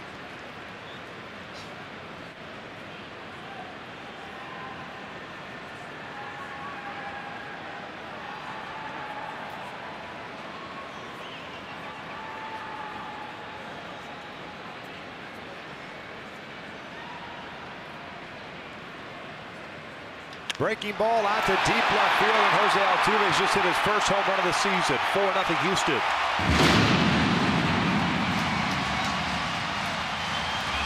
Hanging breaking ball on a 1-2 pitch. Well, what do we say about how well he's hit breaking balls this season as compared to the fastballs? Finally got one up in his zone, and he drives it out. It's our top-tier play brought to you by Arco. They've pitched him extremely well so far in this series, but the one mistake upstairs, a breaking ball, the slurve, and he jumped on it, let her high, and hits it out to left field.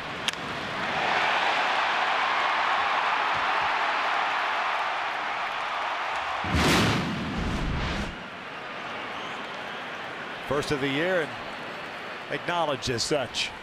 Teammates love him. Is this, wait a minute, yeah, remember MVP, the reigning? Now they're just now giving him some love.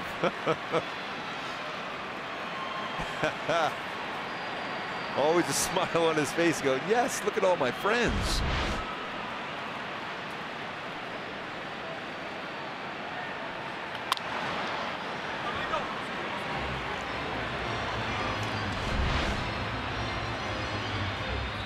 And there goes the celebration.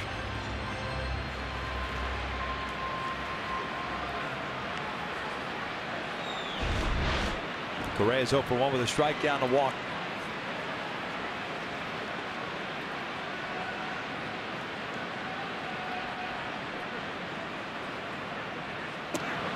Altuve always a very good high ball hitter.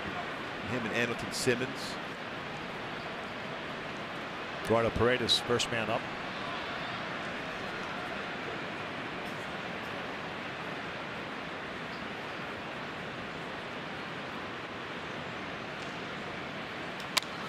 Shot down the right field line, fair ball into the corner. Extra bases for Carlos Correa. It's a double, his 8th of the season. 4th hit allowed this afternoon by Nick Tropiano, but 3 of the 4 have been extra base hits. You know what I like about that approach by Correa? Fastball up and in at 87 miles per hour. He went looking away and just punched it the other way. And how often have we said, you back up a fastball in with another fastball in, you'll always get the hitter and jam him because he's always going to track away after that pitch up and in.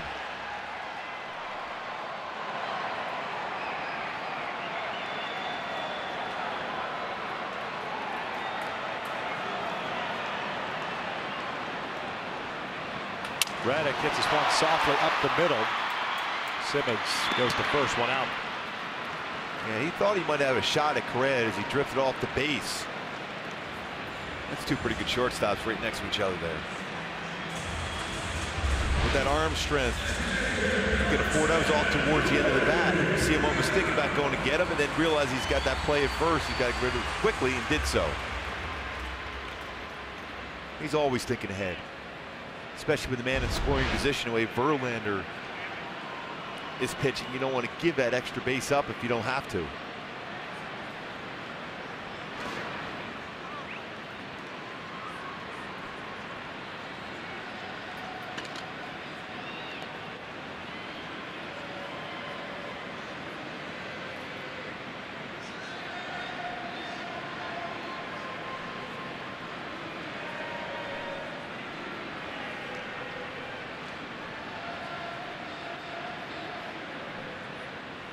Gurriel's 0 for 1, hit by a pitch. Loaded the bases in the 4th inning.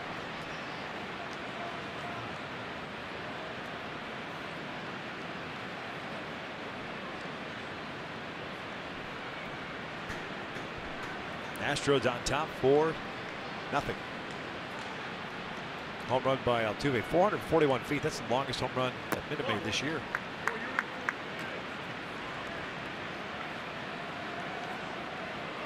Simmons went pretty far last night. Yeah.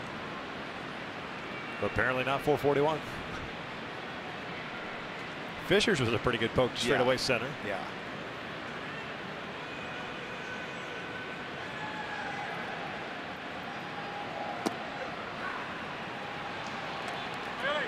Delayed strike call there, 2-2.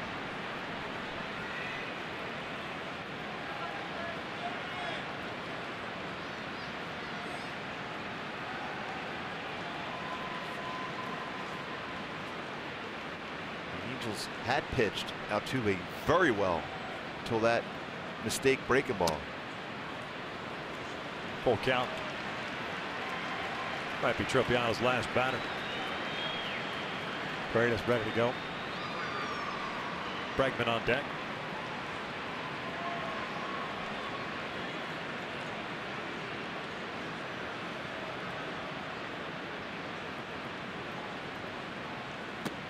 Nowhere near the zone. That'll be the 3rd walk. 2 on, 1 out. Here comes Soshin. Sure enough, got the hook with him, I'd imagine.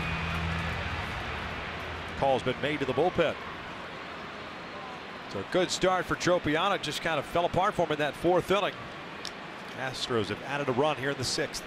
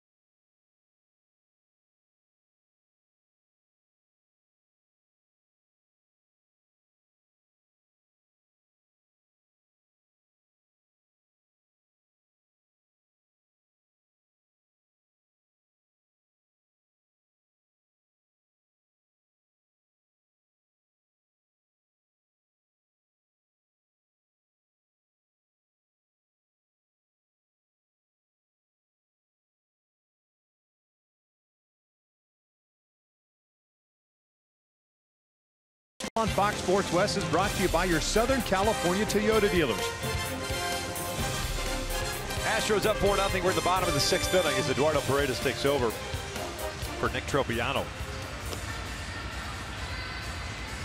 This pitch and change is brought to you by Purple Bricks. Freitas in his career 0-1, 4.07 ERA, 19 games. This will be his second appearance this year. He's got 2 innings under his belt with the Angels. In AAA, pitching 5 games, 6 1/3 innings. He'll come on with a couple of men on, 1 out. He'll face Alex Bregman.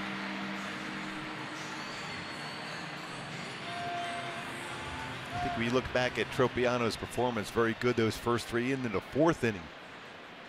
But during the course of the game, 5 3-0 counts, 7 2-0 counts. Against a very good lineup, even though they have struggled at home, the Astros, and the way you were throwing, you had to stay in that mode of getting ahead and finish them off with non-strikes. Couldn't do so, being behind in the count. Breaking ball almost hits Bregman. 1 ball, no strikes.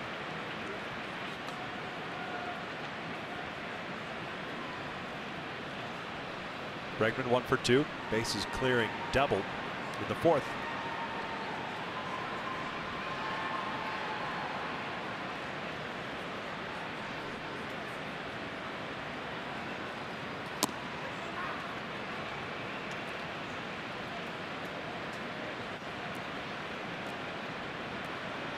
Freitas, 23 years of age, native of Venezuela.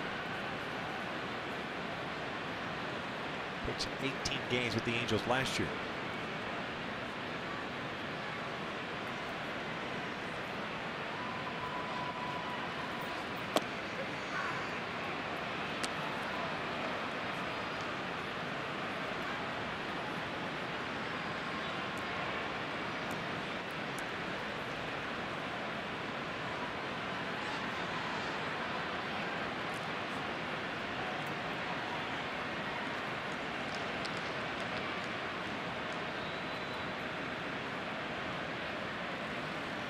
Struck him out with a fastball. Oh, right out to 93.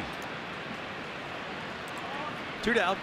Hey, join us Friday, May 11th. Angels taking on the Minnesota Twins at 7:07. Take home a Simmons bobblehead, courtesy of the Coffee Bean and Tea League. For more information on that bobblehead, head on over to angels.com. Simba with a bobblehead.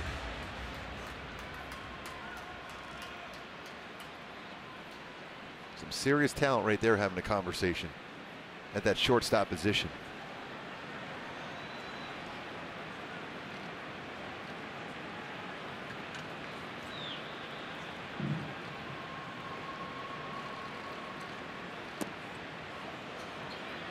Marwin Gonzalez 0 for 2 with a strikeout, a pop-up.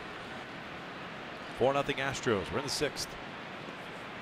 Halos with 1 hit. Houston's picked up 4. Verlander's been cruising. In the 7th, the Angels will have Trout up to the Pujols coming up.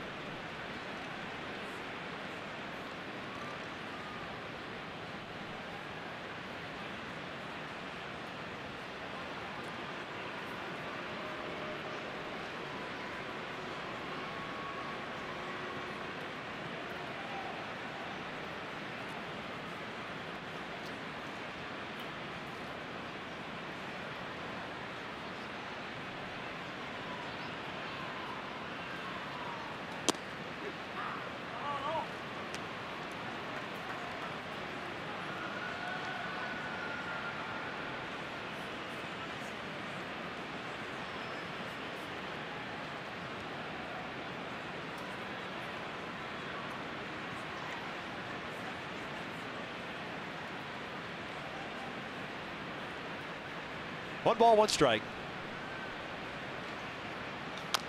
1-2.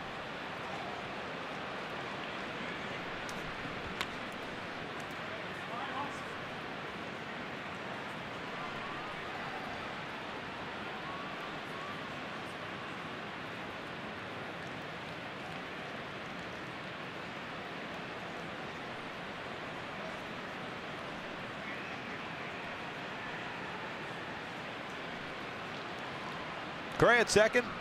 Gurriel at first base. Eduardo's got that arm out like Craig Kimbrell. Down with Chase Sauer. Fouls it off. Count remains at 1-2. 3 runs in the 4th, 1 on the Altuve home run here in the 6th inning for Houston.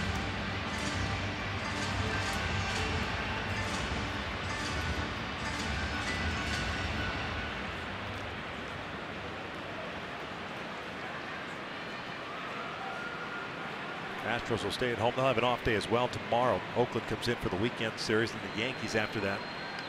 Halos go home to take on the Yankees for 3 beginning on Friday. Off day on Monday, then the Orioles in town for 3. Tuesday, Wednesday, Thursday. Bouncer toward first, just foul.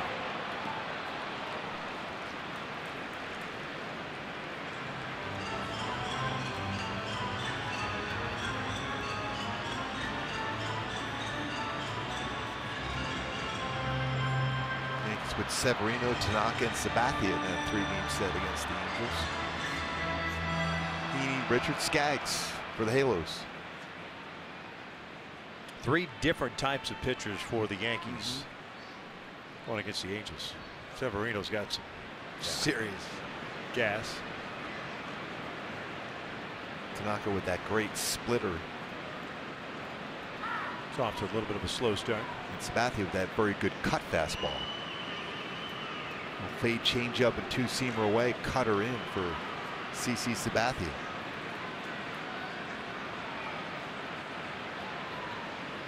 Long battle here. And it continues. We will be with you on Friday night here on Fox Sports West. Angels live at 6:30. First pitch at 7:07. Saturday's game will be on Fox. And then Sunday night's game, remember it's a night game, well, late afternoon, early evening. Pitchers Will be with on their hands ESPN. up saying, yes, I got those, at least those first few innings. Oh, with the Shadows, yes. At least the first few innings. Can it be a bullpen game?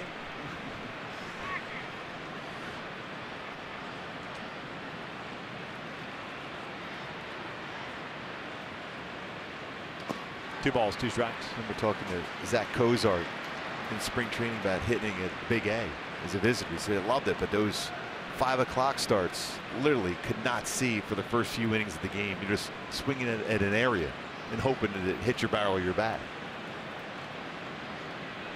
He's got the lone Angel hit today. He's been the only base runner today. 2 out, Flair to center field in the 5th inning.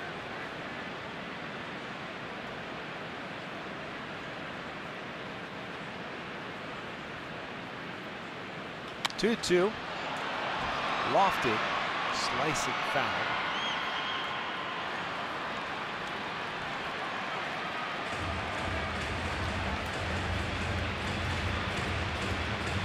But a few pitches in this at bat, not quite the Brandon Belt at bat at home. But quite a few souvenirs.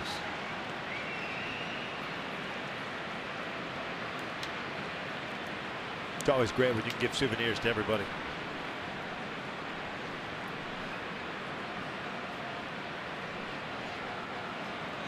Little memento. Always good.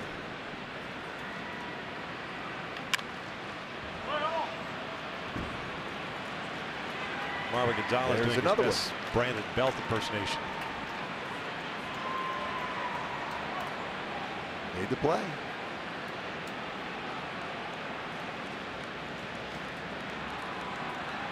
Nine pitches so far. He's got a ways to go, though. 21 pitch at bat by Belt. Jaime Barria. Part of a 49 pitch first inning, which he gave up 0 runs for the youngster. Looking forward to his return to the big leagues, whenever that may be. I like watching him pitch. I like him a lot. Well, we know he's a strike thrower. Full count. Yeah. Consecutive strike thrower in that at bat. Runners are going to take off here with a 3-2 count.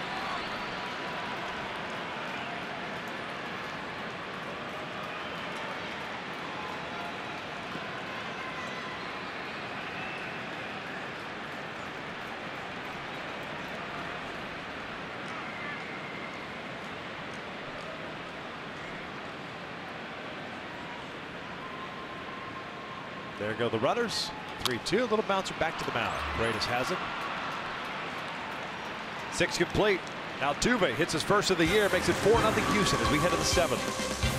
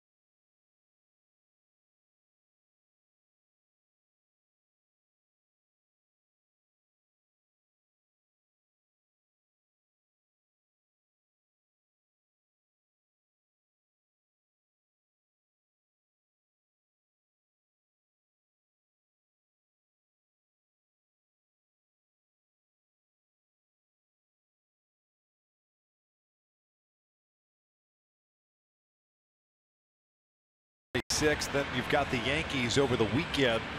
Fox Sports West on Friday, Fox on Saturday, ESPN on Sunday, then an off day on Monday. Orioles for 3, then it's out on the road quickly. First meeting of the year between the Angels and the Mariners on May the 4th. Off day in Colorado. Interleague action, then back home. See our good buddy, Buddy Black, manager for the Rockies. Literally, buddy. Not Buddy the Elf. Yeah, not Buddy the That Elf. would, you'd be out of your mind. Oh, I would. Tiger fan, missing Justin Verlander. Especially with that maple syrup on spaghetti. Can't beat that. Verlander, 1 hit. That's it, the Cozart flare. New center fielder, Jake Marisnick.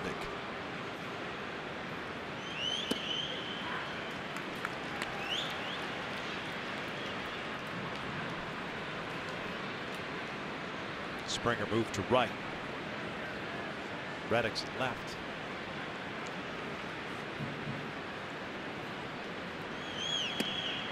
One ball, 1 strike.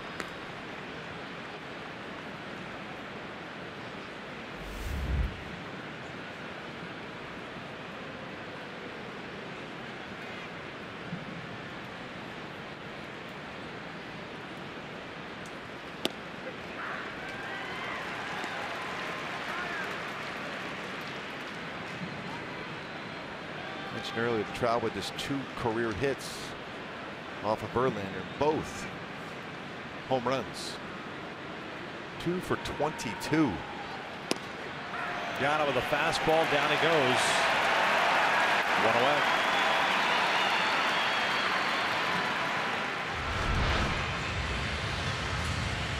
Paints that outside corner at 96. 27.71 as far as that spin rate on a 4-seam fastball from Verlander. Still continued not only the velocity but the spin rate, creating an illusion as it rises through the strike zone. 9 punch outs. Keep in mind the average spin rate on a 4-seam fastball is 22.55.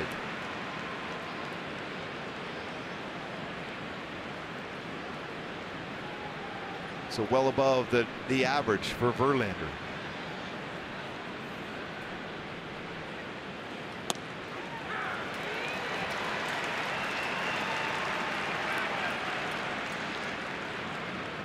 Upton with a strikeout, a bouncer back to the mound.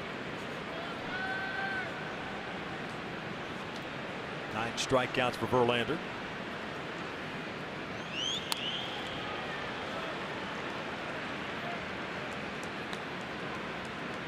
Season high 11. That came against Texas on April 15th, 2 starts ago.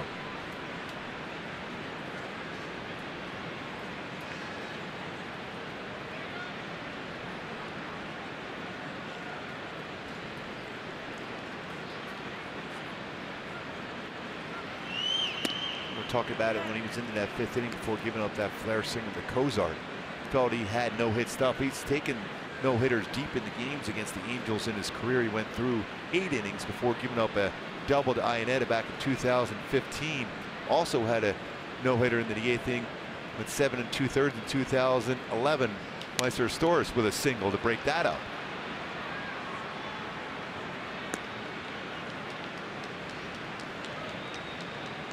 Those aren't the only hit so far against Upton. I mean against Verlander. With Upton at the dish.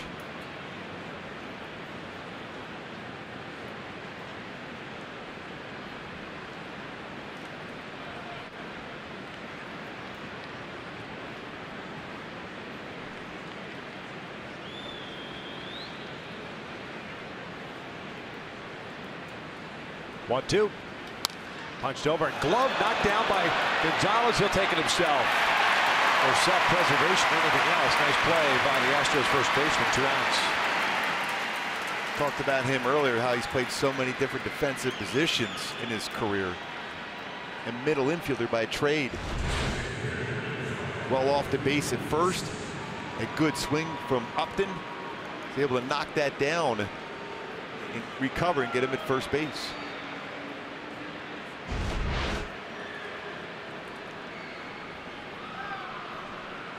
Albert 0 for 2. The ground down to Papa.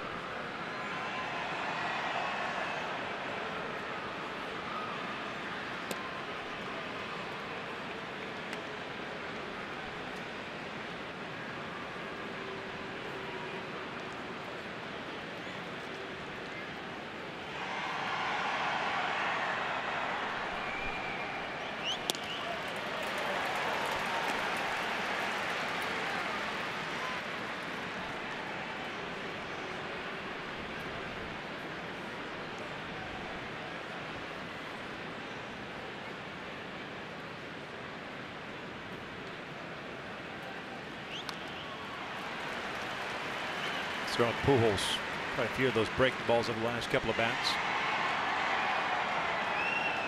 Between his slider and curveball, real good feel for both of those pitches this entire game, and still rushing his fastball 95 to 98 on a consistent basis.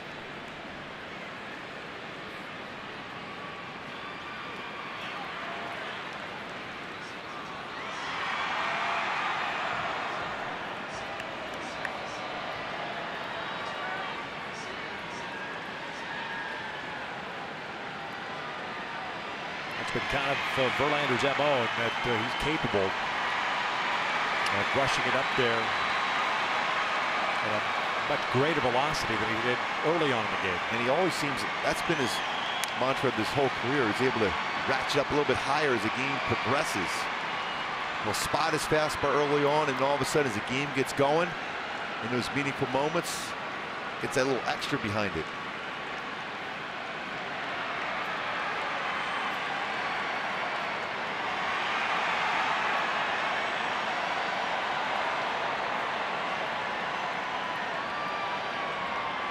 Shohei Ohtani, same thing when you think about it. He's 95, 96, and a touch of 97. All of a sudden, 100, 101 as the game progresses.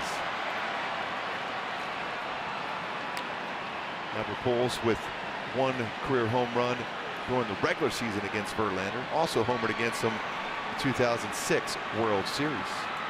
There's Shohei. Anticipate he'll be back in the lineup on Friday against the Yankees. And Severino, a tough right-handed pitcher. Full count.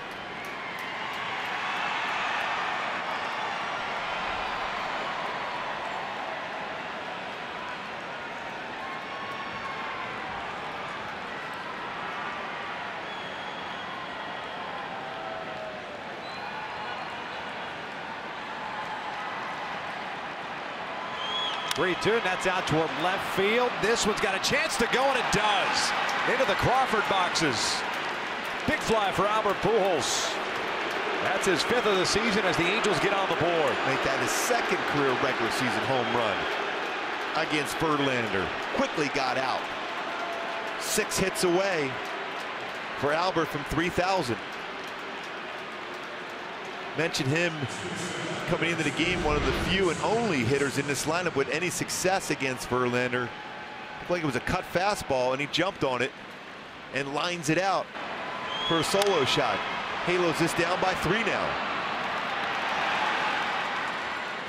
We often talk about launch angle. This is a 16-degree launch angle, so that was a level swing and got out quickly for Pujols on that cut fastball that cut to the barrel of the bat. 619 career home runs, 2,994 hits now, 6 hits shy. Simmons hits one back up the middle. 1 for 3 afternoon for Andleton.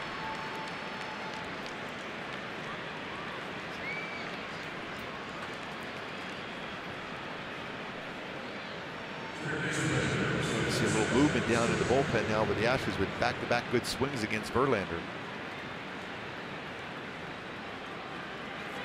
Cozart will step up. 1 for 2.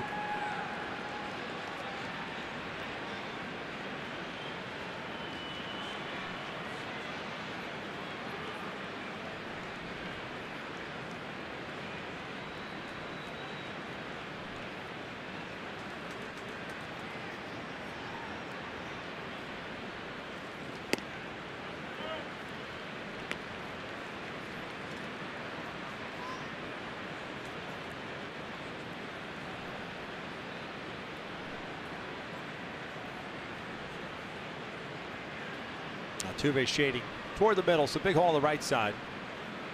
Simmons over at first base. 1-0. Anyway, as usual, Anderson Simmons turns around a high fastball as well as anybody. Last season, hit over 350 on high pitches. Picks up his first hit of the game after that big game last night. 2 home runs, 5 RBI for Anderson Simmons.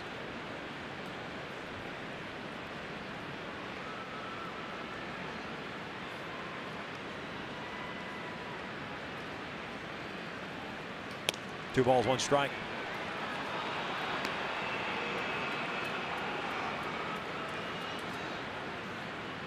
That's the beauty of watching Verlander 2 pitches before, or the pitch before I should say. Go breaking ball up and away, caught the corner, 86. Then he goes 96, same spot, just misses off the plate. There's pitcher, there's throwers, and there's pitchers. Yeah. You combine the 2 together and you see Justin Verlander. He can still rush it up there, throw it up there, upper 90s, but he's a pitcher. He knows exactly how to set up hitters. As a hitter, you're just trying to get one of those mistakes during that sequence against him. Strom has done an excellent job with the pitchers over the years here with the Astros. 3-1 to Cozart. Foul back. Full count. Simmons will take off. Valbuena's on deck. Angels getting on the board on the Pujols home run. 5th of the season for Albert. 14th run batted in. That was a laser beam to left.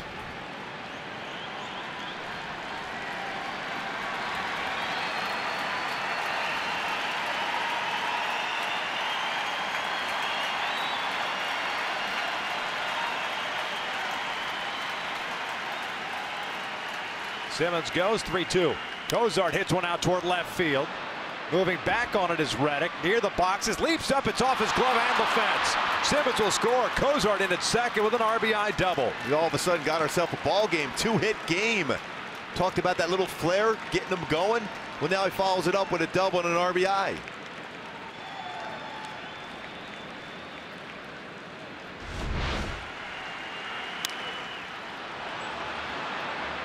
Getting back to the wall, trying to time that leap. Reddick unable to make that play, just above and top part of his glove. And an RBI double. Speaking of Brett Strom, out to the mound now to talk to Verlander. Now you're just 1 swing away from Luis Valbuena of a tie game.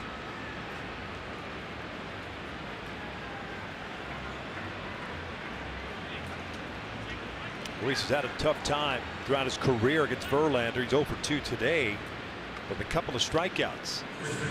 Local boy Davinsky from SoCal up, warming up for the Astros. It's the first double for Cozart since April the 2nd. His first extra base hit since April the 11th. And he stands at second base. Shift on with Valbuena at the plate. Verlander ready. There's the first one. Oh, what a rip. 97-mile-per-hour fastball, 0-1.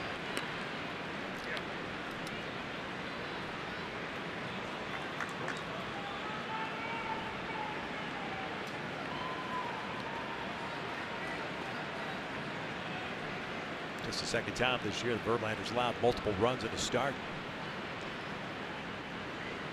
The other was against Baltimore. He gave up 4. That's out toward left. Playable for Reddick. He's got to come in on it. And they'll make the catch for the 3rd out. So the Angels do get on the board. 3 straight 2-out hits. It's 4-2 Houston as we head to the bottom of the 7th.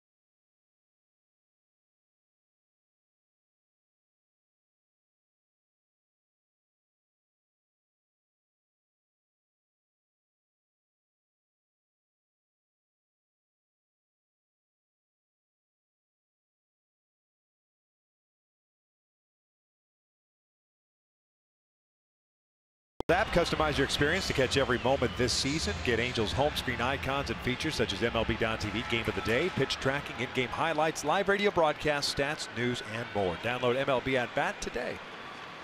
Eduardo Paredes, who came on in the 6th inning, back out for the 7th. 8-9-1 coming up for the Astros. It's a 4-2 game now. Stassi, Marisnik, and Springer due up for Houston.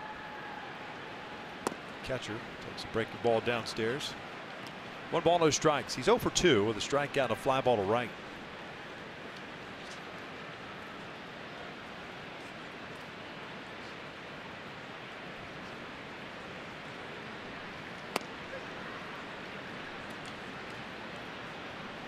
Very important now for Paredes to put up that 0 right away.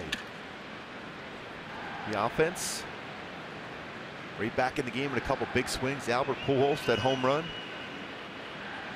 That home run, by the way, by Albert Pujols broke a scoreless streak for Verlander against the Angels at 21 straight innings of zeros. Scoreless baseball. Longest streak against the Angels since 2001 when Freddie Garcia went 26 straight. Two balls, 2 strikes. Verlander feels like he is done. 7 very good innings.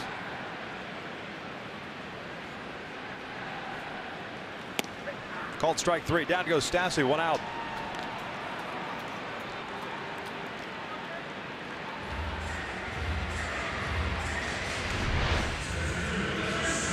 Good fastball for Paredes. 95. Fastball there.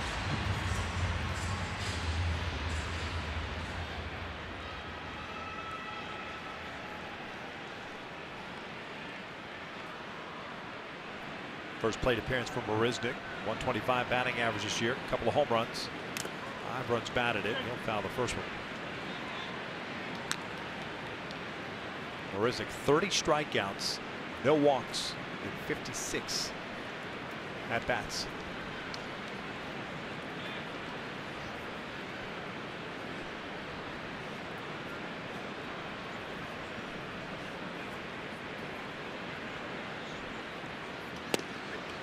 Oh, 2. That pitch was off the plate. That's why Marisnik's head snapped back around to Gary Cederstrom.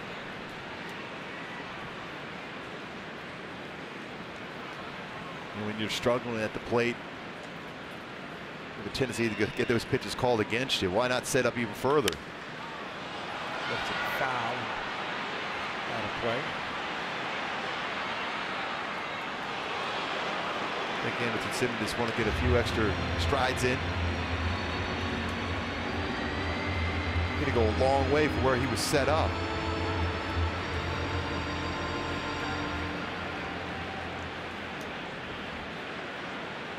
Somehow made it towards that short wall from where his shortstop position is. 0-2. Marisnik drives one out toward left.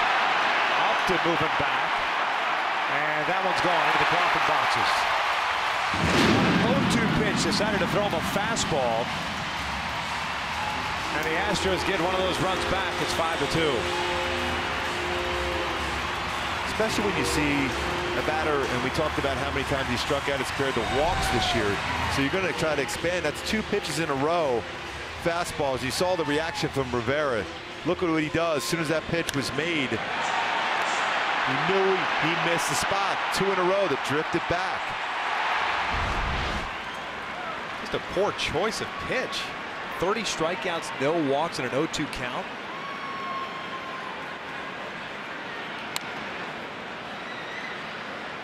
Your offense battles to get you 2 runs in the top of the inning against a very tough pitcher. Cough one right back up. 3rd home run of the year for Marisnik.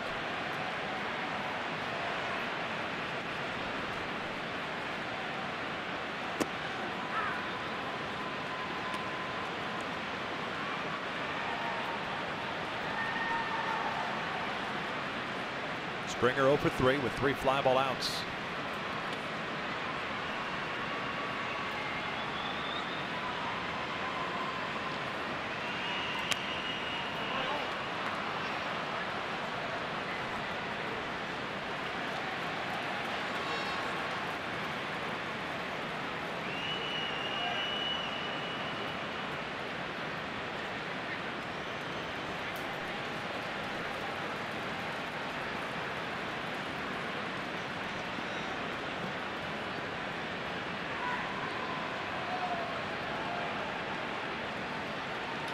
Ground ball to short. That's the pitch that should have thrown to Marisnik. 2 outs. This copyrighted telecast is presented by authority of the Los Angeles Angels and may not be reproduced or retransmitted in any form. The accounts and descriptions of this game may not be disseminated without the express written consent of Angels Baseball LP.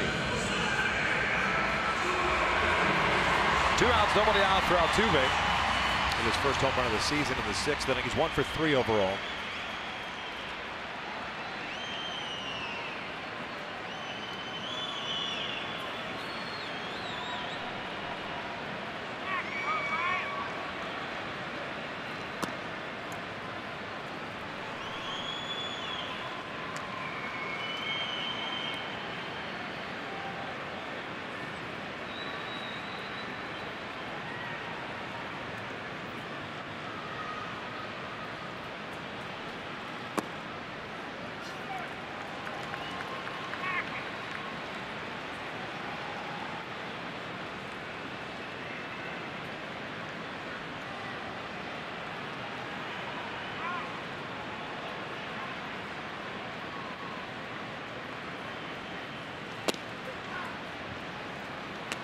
Remember that home run he hit. His last at bat was a high breaking ball out over the plate. Talked about Anderson Simmons, very good on high pitches. Same thing with Altuve.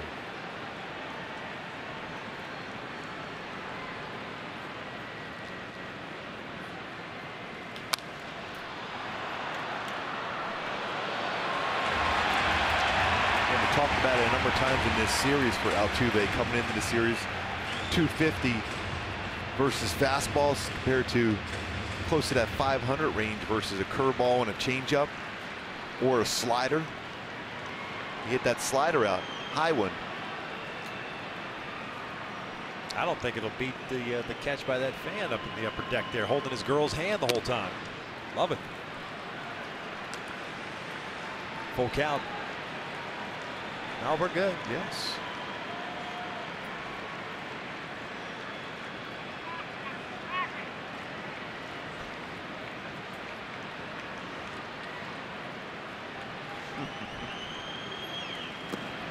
Two out, one.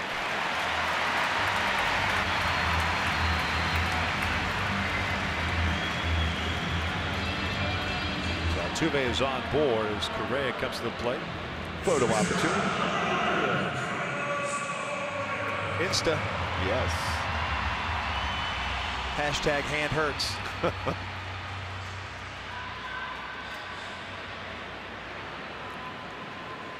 Correa 1 for 2. Double and a walk.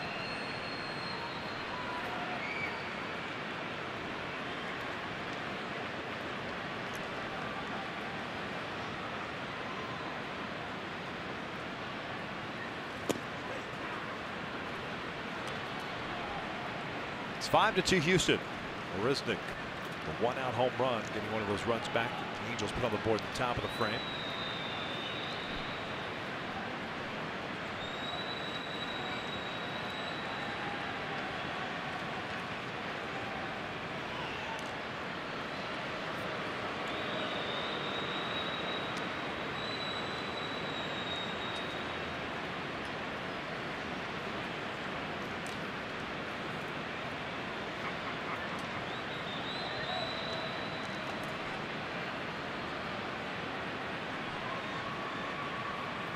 Ground ball to second.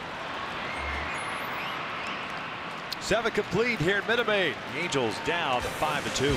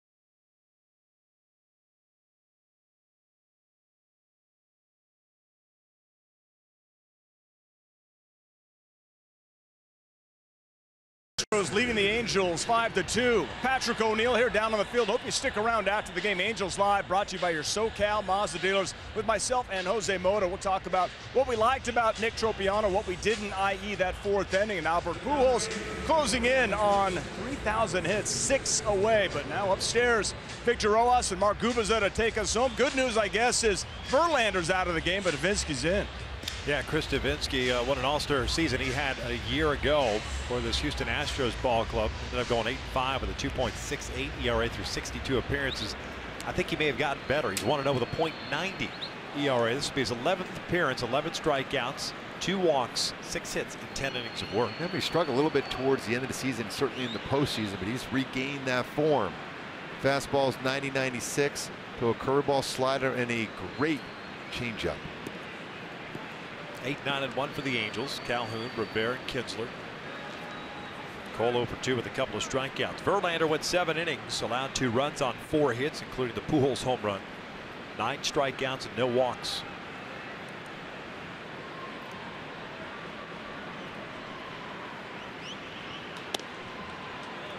And Cole, we talked about how he has struggled against Verlander. Struck out twice on 6 pitches, so he's happy that Verlander is out of that rotation right now for the Astros. Evens up the count. Davinsky, 27-year-old, Cal State Fullerton, White Sox 25th round pick in 2011. Part of a August 2012 trade between the Stros and the White Sox. Very Greg Holland-like in that wind up and fall off to first base. Very deceptive, especially with that off speed. I don't know how he's able to throw that consistently in the strike zone like that too. And he is a strike thrower. 2-1. There's that off speed pitch, bounced over to Altuve, who's out in shallow right. 1 out.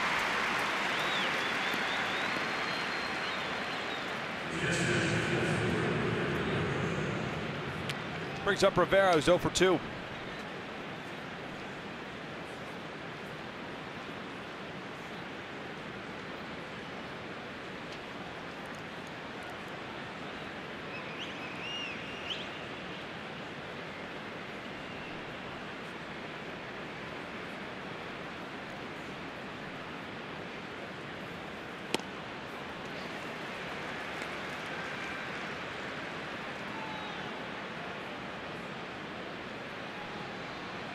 Pretty good chance his second pitch will be something of the off-speed variety, whether it's a curve, slider, or especially a changeup. Went after fastball, and it was a good spot for Rivera to do damage. Missed it.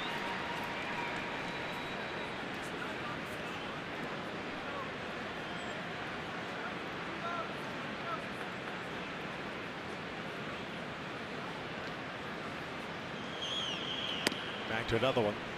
1-2. Yeah, when you see a pitcher with that type of movement, that much action going, you just have to try to track the baseball out of his hand the whole time. Kevin Napier is another one of those pitchers that did the same thing.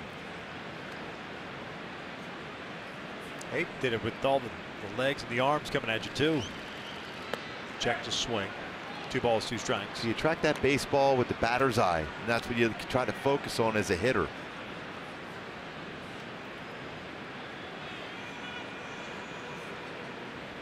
New look batter's eye here. 2-2 now. High fastball, down goes Rivera, 2 outs. Back to the top of the order now, Kinsler. Runs this fastball upstairs. Four-seam fastball.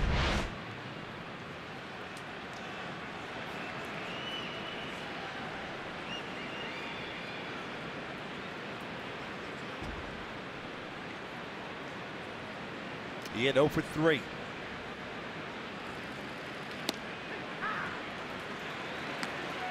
Off the plate for a strike.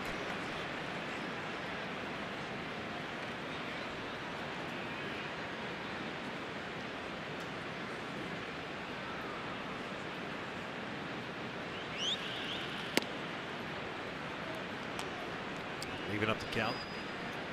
Trout on deck. Figure Giles will get the 9th inning for Houston as Blake Parker. Looks like he'll get the bottom of the 8th.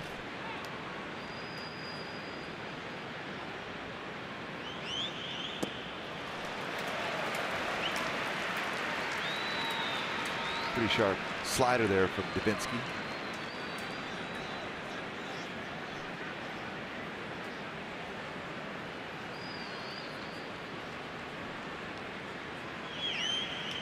Out toward right center field. This one tailing away from Marisnik, has good speed on the track. He'll haul it in. Well, into the bottom of the 8th. Houston still on top.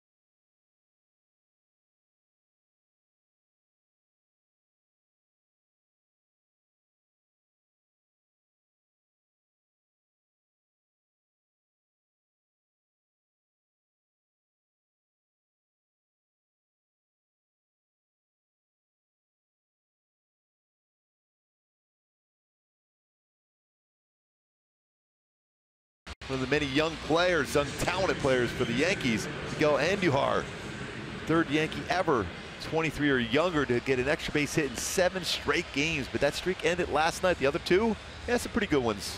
Joe DiMaggio, Mickey Mantle.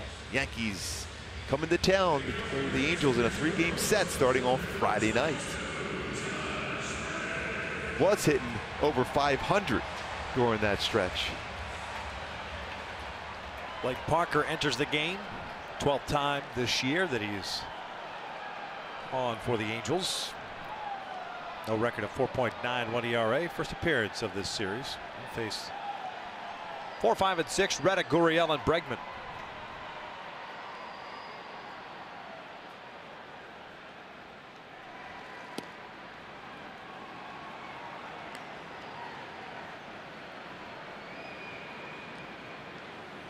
Reddick so far this afternoon has gone 0 for 2 with a walk. Tropiano charged with 4 runs. He's 5 1/3. Paredes gave up a run on the home run to Marisnik. Ends up going inning and 2/3. Ball in a strike.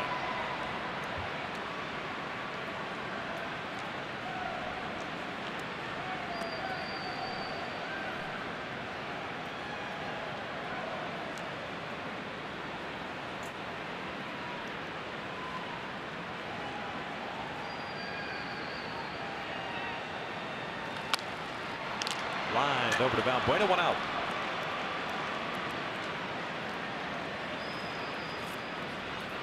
Out of the front just enough. Trying to keep it a 3-run deficit. Heart of the order coming up for the Halos in the 9th. Led by Mike Trout leading off the inning. Albert Pujols hitting third, who homered his last at bat. Giles getting ready. Gurriel 0 for 1. Well, he could jump on a fastball.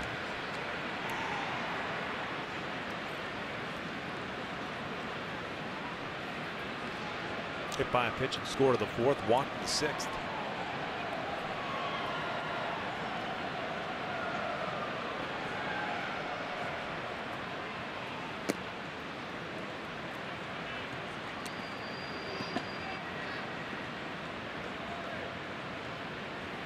Trout, Upton, Pujols. First 3 up in the 9th.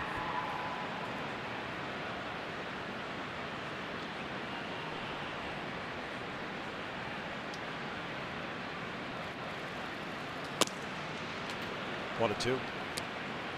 Pretty good spot on that last pitch. The spot where you normally would see that split finger fastball from Blake Parker. Trying to see if we get that same bite on that splitter we saw throughout the entire season last year. Career high as far as appearances for Parker last year. Out toward right. Cole back a couple of steps. 2 outs.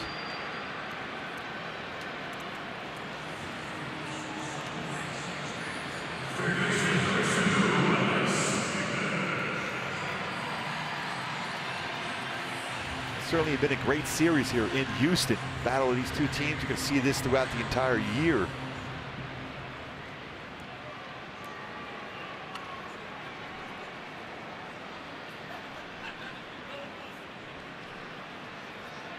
Bregman 1 for 3. Bases loaded double. Pops this one up. Valbuena. Foul territory. We head to the 9th inning. The Angels, Trout, Upton, Pujols coming up. They're down 3.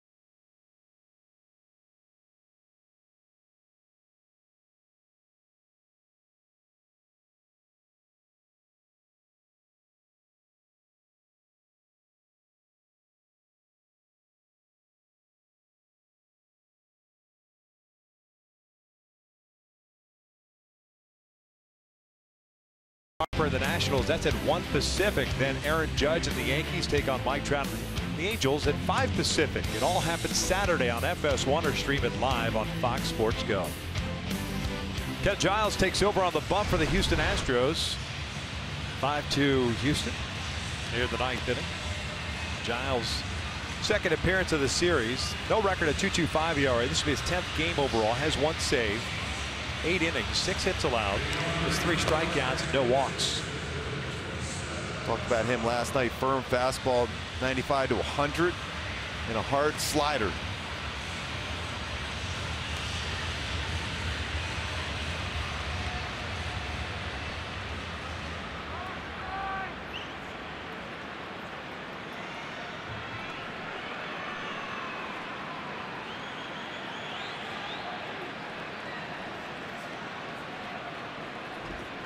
Mike 0 for 3. 2 fly balls to right, and a strikeout looking. All 3 of those plate appearances against Verlander. Good hack. First pitch swinging. Remember, he homered yesterday. Swinging at the first pitch. First inning against Morton, I should say. Charlie Morton jumped on it. First pitch the other way.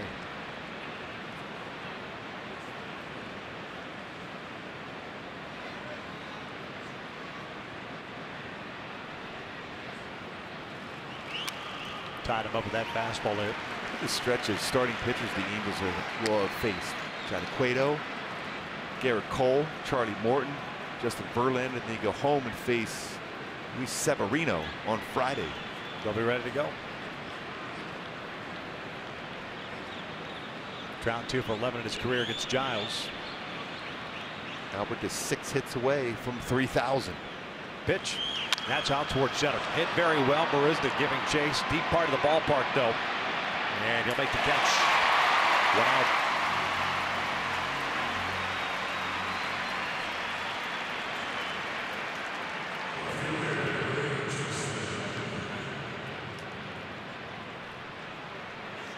Upton hitless in his career.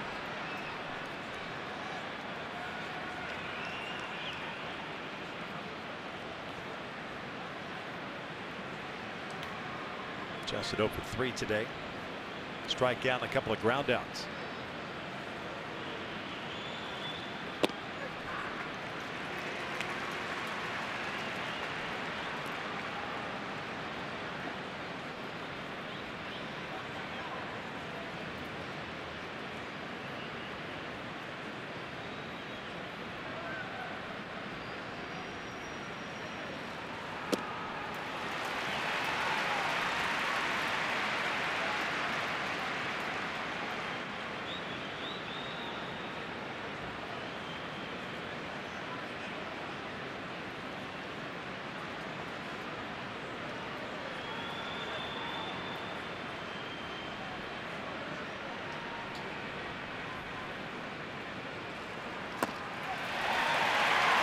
Outs. When you think about the Angels for this series here, to be able to say they won this series, obviously you won a sweep. To win a series here in this ballpark, pretty impressive. Speaking of impressive, Albert Pujols, cut fastball from Verlander, exit velocity off to that pitch, 107.6 miles per hour. That launch angle, with more level swing, lines it out for a home run, his 5th of the season. 6 hits away from 3,000. A little looper out to right center field, and Springer will squeeze it as the Astros take the rally of this 3-game set by the final of 4-2. Yeah, really the story of the game. Verlander was excellent. The Astros took advantage. Bregman with the bases loaded. Now it's time for Land Rover above and beyond player of the game. Verlander went 7 innings, no walks. 6 punch outs, did give up a couple runs, did not give up a hit until the 5th inning when Kozar, who ended up with 2 hits against them, very good today as the Astros avoid